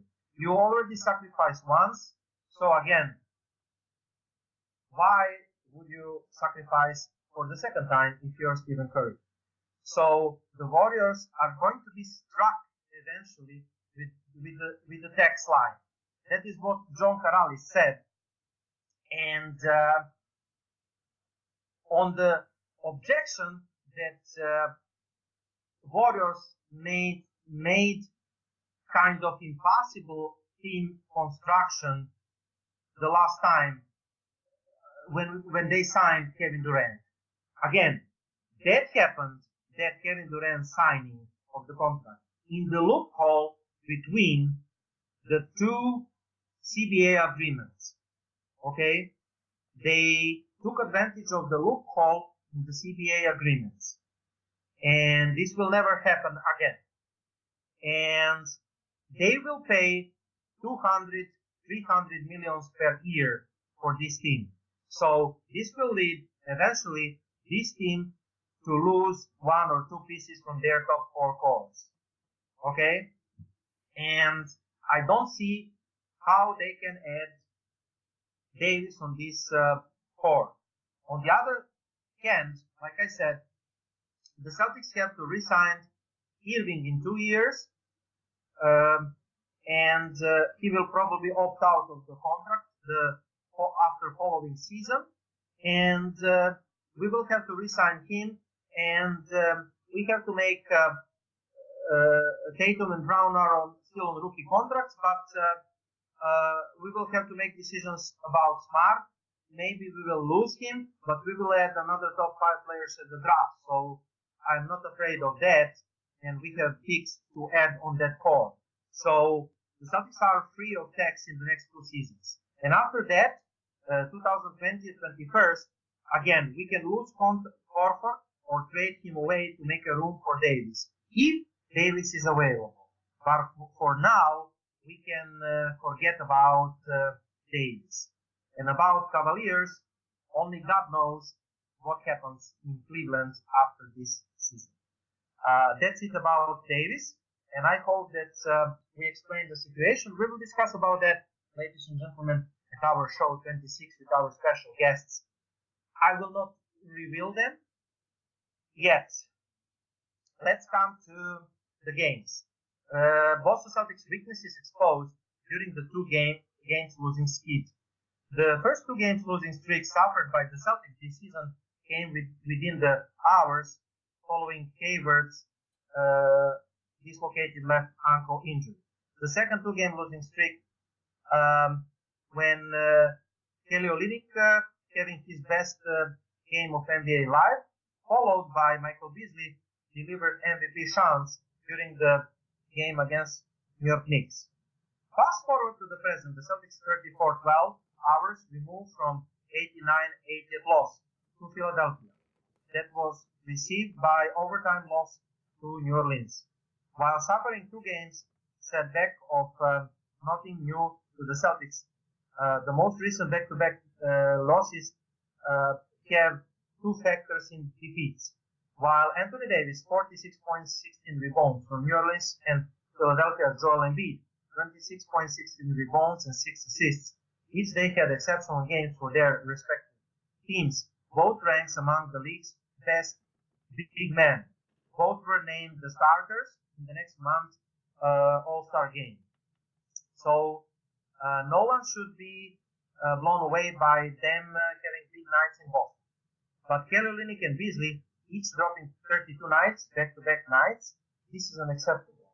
More than anything, the 2 more recent losses expose what was the biggest weakness and concern in the Celtics squad, that is having best conference record, and they are on the 16 wins pace, the first 16 wins since 2009. Here is the look at the biggest issues in the Boston's 2 game losing streak. Number 1, defending dominant big men. Issue for the Celtics when it comes to the front court, how they lack the talent bodies and not lack of talent. I mean, that issue has to do with lack of talented bodies and not lack of talent. Aaron Baines and Aaron Horford have been good 1-2 defensive punts for Boston in the front court. Daniel Rice on the many nights did magnificent job providing some much needed depth at the 5 and floor spacing of the floor. But beyond those 3, there is no productive among the big men. While the rotation of 3 men works for the most of the playoffs, the most of 2 games exposed lack of depth of the center positions. Between now and the playoffs, the Celtics are expected to explore the buyout market with eye towards using some of the disabled player exception they received for Gordon Hayward's injury. So, lack of depth at the center position. Number 2, inconsistent offense. Boston offense has been pretty much hit or miss this season because of that inconsistency. Figuring out the solution has been among the more daunting tasks of the coaching staff. But the last 2 games has really been tough for the Celtics. And yes, not having Kyrie Irving, left shoulder soreness, certainly didn't help matters in Boston's 98-80 loss. But with or without Irving, there have been fundamental shortcomings with the offense that exists regardless of who's playing. Ball movement. The Boston makes 301.3 passes per game, which is ranked 15 in the NBA. Years ago, they had 324.8 passes, which was ranked 3rd in the NBA. Number 2, drives. The Boston averaged 38.2 drives per game, which is ranked 22nd in the NBA. A year ago, the Celtics were 16 in drives, with 37.5 drives per game. And also, the Celtics averaged league low 14.7 paint touches this season compared to the last season average 18.7. And finally, Kyrie Irving factor. The Boston Celtics didn't need to see Irving in the street clothes to appreciate the impact he made. His shifty ankle-breaking dribble skills separate him from the peer both in the Celtics roster and NBA, which is why 25 years All-Star is an All-Star starter this year and the last 5 years. While Irving has shown greater willingness to defend consistently, Boston defense generally better when he's not on the floor. When he has been on the floor in games in this year, the team's defensive rating has been solid, 101.2. When he is off the floor, defensive rating improves, 96.5. Naturally, there is offensive dip in the team's efficiency when he is on the bench. On the floor, Boston has offensive rating 108.1 with Kyrie Irving, but without Kyrie Irving, 97.5 when he is off. Finding a way to stay engaged and effective offensively when Irving is out is one of the Boston's biggest challenges this season. And number 2 scorer needed. You knew that was coming without Gordon Hayward around. Now is the time. The last 2 games is abundantly clear that really isn't one player that can be consistent number 2 scorer. Jason Tatum has been winning over fans. He has range, ability to make lack of experience. We will keep track on him. Marcus Morris has nice inside-outside game. He's getting better. Brown has shown flashes of capability to be production of offensive explosion, but the second-year wing isn't quite ready to take the next command load full-time. He averaged 14.2 points per game, which is second scorer. Only 3 games, Atlanta, Sacramento, Indiana. He has the second leading scorer. Only 3 teams, Atlanta, Sacramento, Indiana, have second leading scorer who is average fewer points than Brown. So Boston hopes that coming weeks will bring about something. Anyone who can be number 2 scorer that can help, that can fill the void of Gordon Hayward. What do you think about those things that I was talking about? Defending in the paint, about the big guys, offensive production without Kyrie Irving, number 2 option, scoring option without Hayward, and finally lack of ball movement and lack of passing in the Celtics.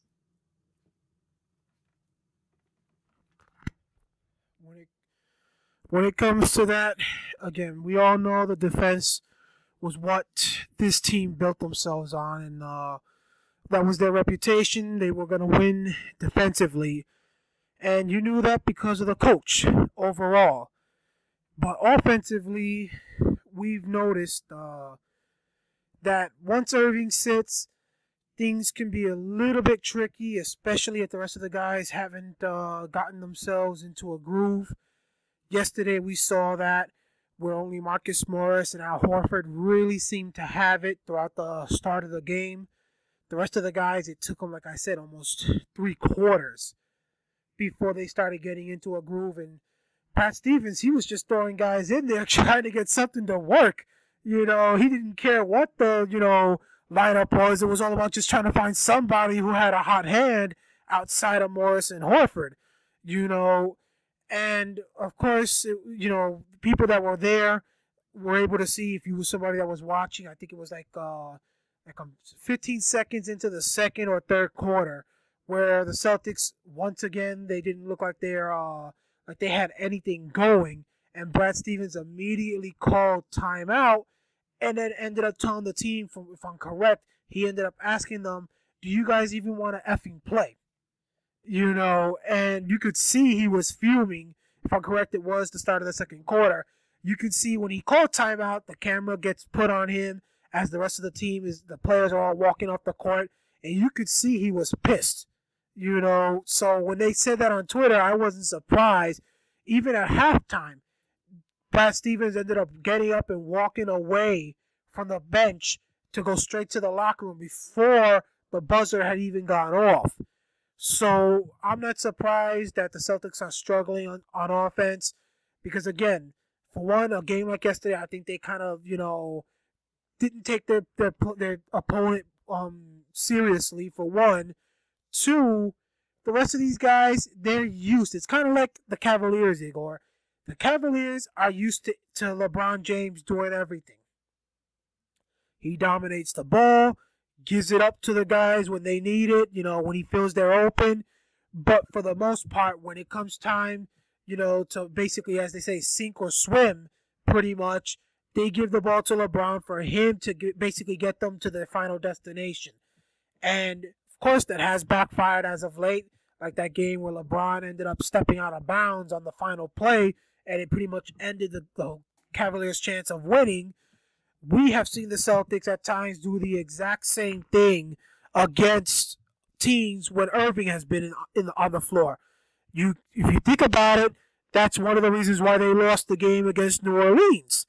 Because in the game against New Orleans the other night, the Celtics, despite being down in that game, managed to come back and take the lead in that game.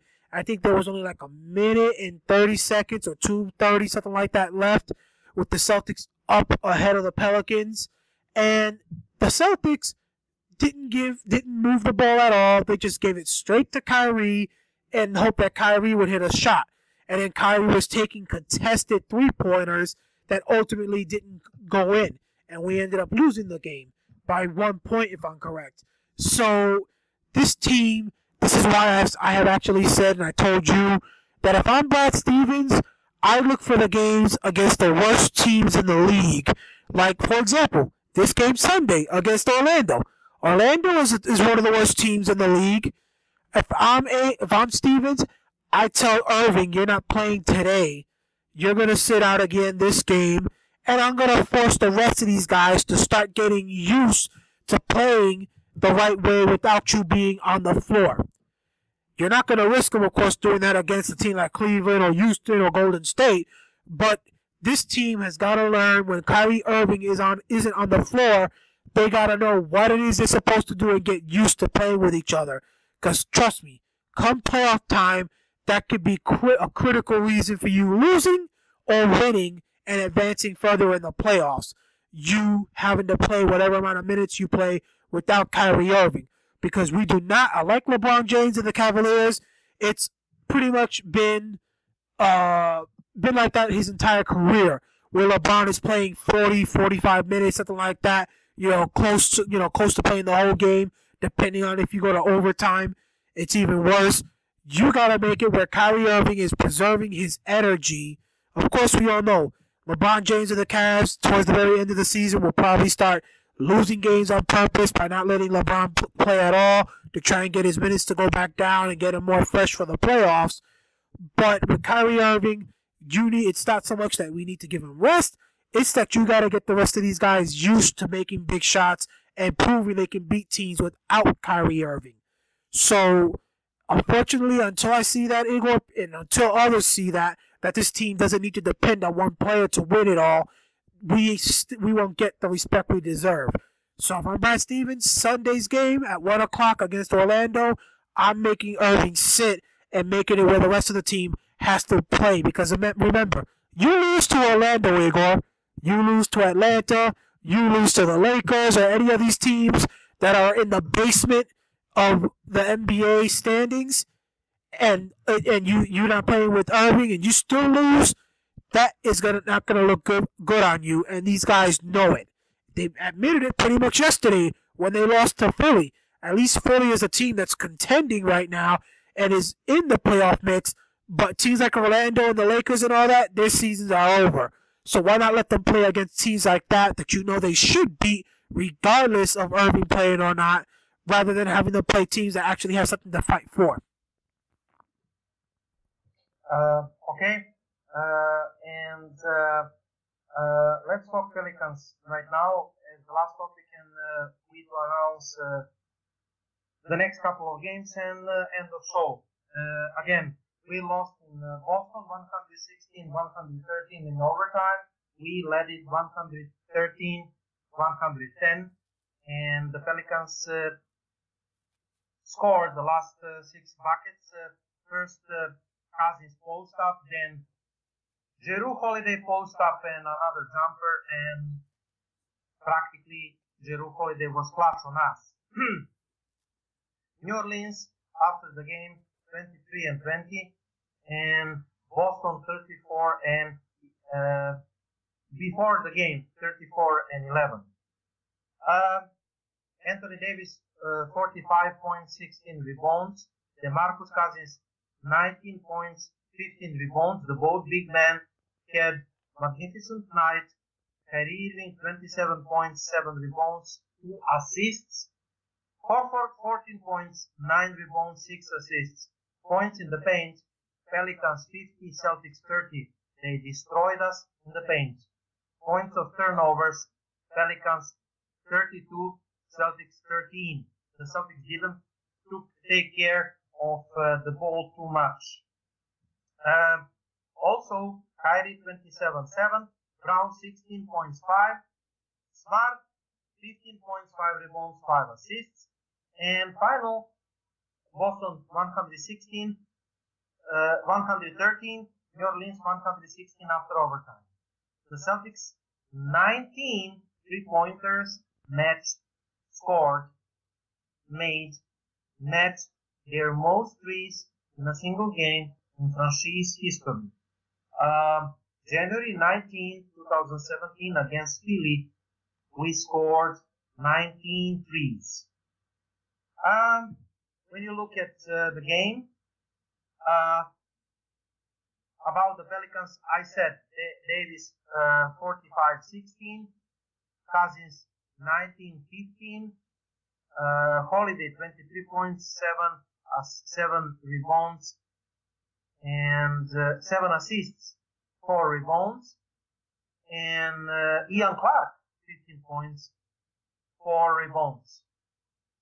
Boston, Tatum 10 points, 5 rebounds, 2 assists. Horford 14 points, 9 rebounds, 6 assists. Great game. 4 of 5 for 3 Horford. That is 80%. Baines 4 points, 6 rebounds only. Bad game. Brown 16 points, 5 rebounds, 4 points. 16 points, 4 rebounds and 5 assists for Brown. Irving 27.7 rebounds and 2 assists. Bench 16 points and 5 rebounds, 5 assists for Smart. Great game. Mook Morris again 12 points, 8 rebounds, 2 assists. Good game. Daniel Theis 7 points, 3 rebounds, 2 assists. And Rozier 7 points, 5 rebounds, 2 assists. Points in the paint, again, 50 points Pelicans, 30 points Celtics. Second chance points Pelicans 20, Celtics 22. Fast break points Pelicans 15, Celtics 10. Biggest lead Pelicans 12, Celtics 5. Lead changes 18 times, 6 times lead changes in the overtime, 9 times the game was tied. Wild game, and the Celtics led it. The Celtics had a chance to close it out, but the Celtics could not close out Pelicans.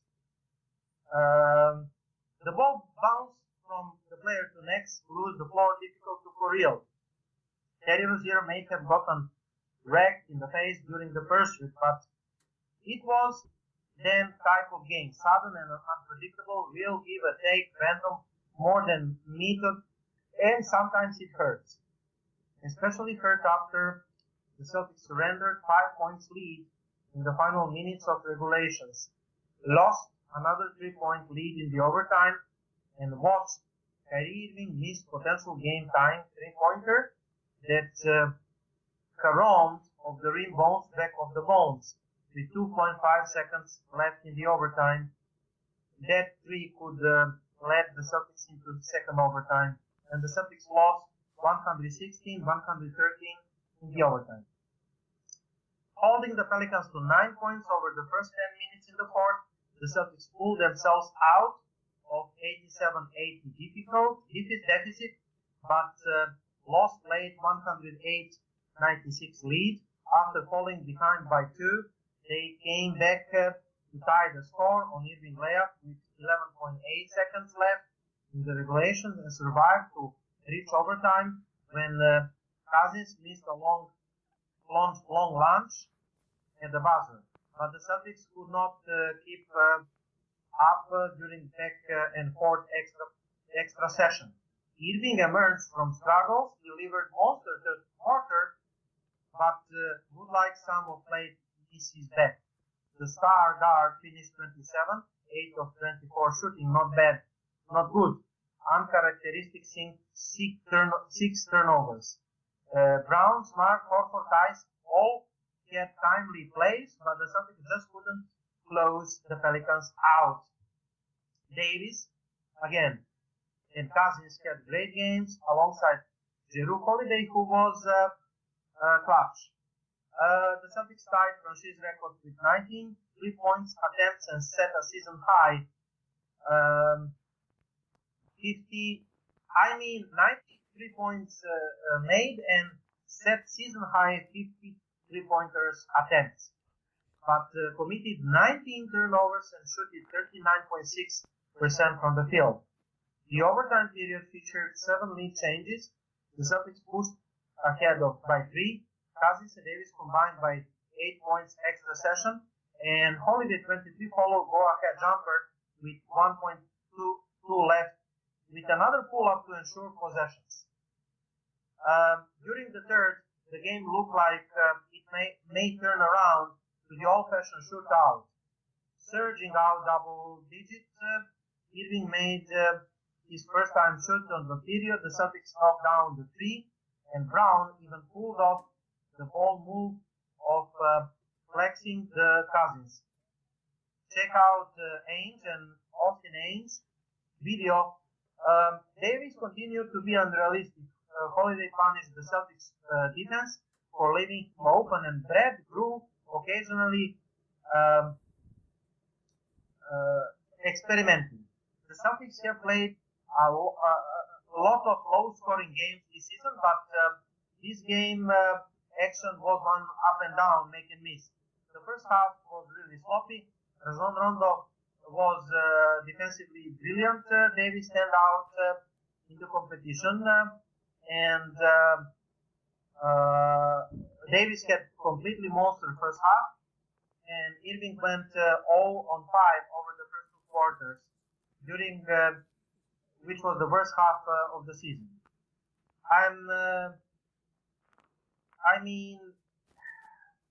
he can he can handle anything again, but Rondo defended him well. Before the halftime, Celtics shooted 35.3% from the field, only 26% from the three, but let Davis outscore their entire starting lineup 25-24. Mook Morris led the Boston bench with 10, including 8 he racked up over the 90-second span, and Rozier had 7. And that's it from me about the Pelican games. Daniel? Well, again, it's unfortunate that we lost that game after we ended up taking the lead late. But that game, for one, the officiating was horrendous. It's, regardless of how well or how big some of these superstar players are in terms of their names being huge, I don't care if you're the best player in the league, the second best player, the third best player, whatever. There is no way you can go having one player take as many free throws as the entire opposing team players took combined. Which in this game, people forget. Yeah, Anthony Davis dominated this game, and he deserves all the credit in the world for basically, showing us that we ain't got nobody that can stop him. But yep. I think he took like 20-something, close to 20 free throws in that game, something like that. And the Celtics took roughly around the same amount or even less. The NBA's got to realize that right now, the one reason why your league is not anywhere near the NFL is because of how one-sided you make it for these teams that have the top stars in your league. The Cavaliers, the Warriors, the Pelicans, the Rockets, all these teams, their superstars are basically officiated a totally different way, where basically, the NBA treats them like they're made of glass, Igor. You touch the glass, it could easily crack, and next thing you know, that the statue isn't good anymore because it comes crumbling down. Last I checked, these were men. In most cases, at least, these are men, because you got some of these players that act like a bunch of freaking children. Heck, you got kindergartners today that could be more respectful and act more civilized than some of these players, especially as of late with all the fighting taking place. But the fact that you had Anthony Davis, knowing that the Celtics couldn't stop him, he was taking nearly every shot for that team, and yet you're going to give him more free throws than nearly the entire Celtic team? Come on. And then Kyrie Irving, forget it. Last I checked, Irving is a pretty damn good player as well. It's not like you're having the Davis and the Pelicans go at it with a team like Atlanta that has absolutely no one that's viewed as a top player. No, you had him going against Boston with Kyrie Irving, the top team in the Eastern Conference, Irving an all-star in his own right and an NBA champion. Come on. There ain't no way in hell that Kyrie Irving should be getting less respect from these officials than Anthony Davis is. But then again, Igor, we know what it is. It's all about the people that the fans are talking about. It's whoever the fans like are the ones that are getting the benefits. Look at the All-Star voting. Kyrie Irving ended up getting number 1 for every position in terms of the voting. The fans voted him as the top guard. The media voted him as the top guard. And the players voted him as the top guard. Same thing, if I'm correct, LeBron James, it was the same thing on his side. So, come on. We need to realize, the fans are what makes it basically, are what makes your, league continue to grow. But at some point, you got to stop catering the fans of only those stars and realize the fans of these other teams that aren't right now able to compete because they don't got superstars, they are just as important as the ones to the fans of those stars itself. Which is why I've always said it. Why do people think I hate LeBron? It's not because I hate LeBron because of what all the championships he's won or because I'm jealous over the fact he's the top player. No, I'm upset because technically LeBron James, everybody says he's the top player, at least most people today, because you got some now that think Kevin Durant has overtaken him for that spot. But you have most people saying that LeBron James is the best player in the league. Yet, to beat some of these teams that are lower in the standings and don't have a legit superstar, you still need to give LeBron James and his team a 40 to 20 advantage in the free throw department. You know, it's ridiculous. And that's why, like I say, NBA is never going to catch the NFL when it comes to to basically how popular it is, because we all know the NBA, it's all about the stars. Nobody else matters unless you have a star of some sort that the NBA officials are going to basically give the benefit of the whistle to. Your team, as Vince McMahon would say, ain't got no chance in hell of basically winning an NBA championship, or in some cases even making it to the playoffs, because the officials are not going to accept it, because it's all about ratings. You know, what do you think people, even Stephen A. Smith said today, when it comes to the Super Bowl, the NFL has to be desperate to get the Patriots into the Super Bowl, because if they don't get it, the quarterbacks you have in the Super Bowl now would be two quarterbacks, or, you know, that basically nobody knows much about, because all the star players got eliminated. Think about it. Have we ever heard that before, Igor, in the NBA? That pretty much the team that has no stars ends up making it to the finals? I can't remember. No. Please, if there's anybody out there that ends up watching this video and knows you and me on Facebook, please let me know when that has happened.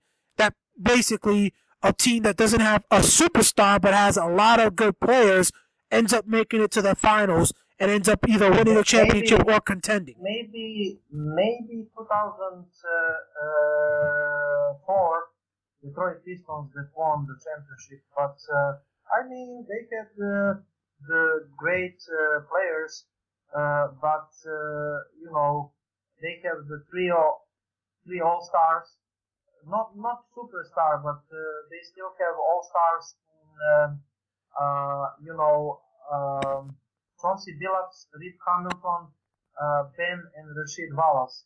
They had four all-star caliber players, but they don't have superstar. But you are totally correct. Yeah, because again, a team like that, and look what you got. Like you said, you got 3 Hall of Famers on that team, in my opinion, in Rasheed Wallace, Hamilton, and Billups. So, you know, it takes something like that. But in today's, that's one reason why I say, Igor, the era we play in today, unfortunately, is completely 180 of what we were used to. You know, I even say that's why I don't put LeBron James in the same hemisphere with Michael Jordan, because Michael Jordan back then, not only was he 5-0 in terms of, you know, NBA Finals, winning all of them in this case, while LeBron James has lost, if I'm correct, already 5 or something like that NBA Finals series that he's made it to, but also the officiating. Look at the way these guys are officiated today. Like I said, you can't even touch LeBron James, Anthony Davis, or any of these other superstars without the officials calling a foul, and in some cases trying to find out how to call it an even more severe foul, so the edge goes back to that team as well. You know, you can literally get, God forbid, you're someone like Al Horford and you try to get physical with one of these guys on defense. You know, you're gonna foul out in a heartbeat, pretty much. When did we hear that about Jordan's era? That basically you weren't allowed to go the route of playing physical defense on Jordan or the top players back then. How about the era you just mentioned with the Pistons? You know, the early 2000s. Even back then, you were still allowed to get physical. Think about the way the Celtics did it in 08 when they knocked off LeBron and the Cavs in that semifinals matchup. LeBron James, it wasn't because the Celtics pretty much ended up having, you know, having an offense that wasn't, you know, completely unstoppable. They were allowed to get physical with LeBron and made it where LeBron James, if he was going to win, had to either depend on the rest of his team or actually make his shots and make it contested. Nowadays, pretty much, Igor, there's a sign in front of LeBron James that says, keep 10 feet away for safety. literally. Just like the school buses out here. You got to keep 10 feet away from the back of the school bus because if there's an issue on it, the emergency exit has to open up in the back to let the kids jump out. That's pretty much how you got to play these superstars to guarantee you can play the entire game. Because you go anywhere near them, and the officials are waiting to blow the whistle automatically the moment they come charging at you. Okay, and finally, let's announce the next games until our radio show, which will be on program on the next Thursday, 25th. Friday. Sorry, 26th January. The next games are Tuesday, January 23rd, Staples Center, Los Angeles, California, 10:30 p.m. Eastern, and Wednesday, back-to-back game, Clippers, Staples Center, California. We should win against the Lakers. I hope that Kyrie is back. Wednesday game will be tricky. Clippers are playing well on their court. When we talk about the records, Los Angeles Clippers are number 8 at the Western Conference, 23 and 21. Against Conference, 17 and 13. Against Division 10 and 2. At home, they are 14 and 9, and they have 6 games winning streak. So the Clippers game will be really tricky. They have great new point guard, my Serbian Milos Teodosic, which is fast first point guard like Rajon Rondo, and they have Louis Williams, who is scoring machine. They have Griffin. They have Gallinari. They have DeAndre Jordan. They're a solid team. Austin Rivers. On the home, they can absolutely make a damage to us, especially in the back-to-back nights. I'm saying 1-1 worse. I hope actually, Igor, you also have the game, if I'm correct, Sunday against Orlando at 1. Yeah, you're correct. And yes. That is the third game. So Sunday, 21st, TD Garden, Boston. Again, we should win against Orlando because Orlando is having 32 record, 29%, 7-20 at home. At road, they are 5 of 20. And we should win that game, without doubt. And also, we have the day break. Then Tuesday, 23rd, we have the Lakers in Staples Center. Again, Los Angeles Lakers, we are monitoring this team because of Lakers pick. They have right now the third worst record in the Western Conference with 15 and 29, 34%. And Los Angeles Lakers at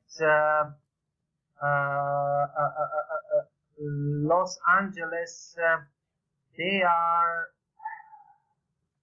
Los Angeles Lakers at Los Angeles 9 and 14. So we should win against Orlando in Boston. Orlando game is, like you said, Sunday, 1 p.m. Eastern.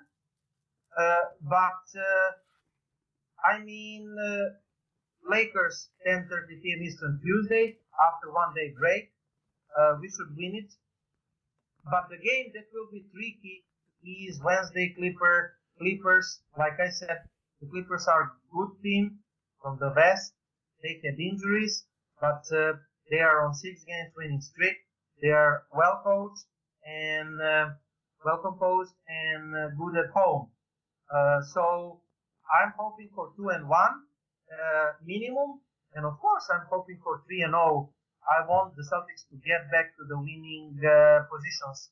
What is your take on the next 3 games then? Until our show, which is on the 26th, Friday. Well, like you said, we should be beating Orlando and LA. Those are 2 teams that, if you want to really say you're the top team, you shouldn't be losing to.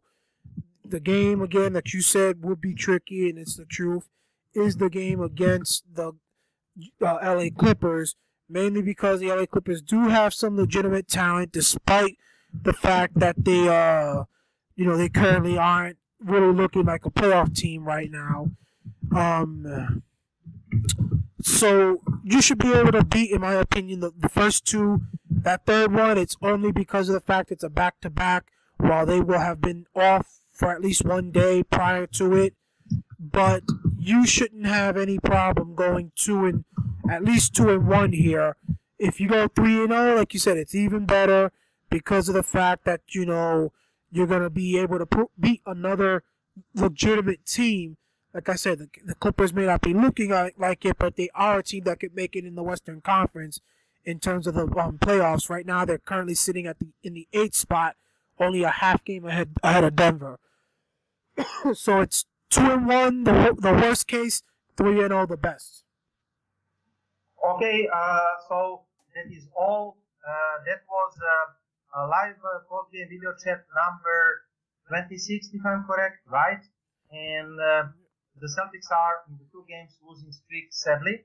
Losses from Pelicans and Philadelphia 76ers.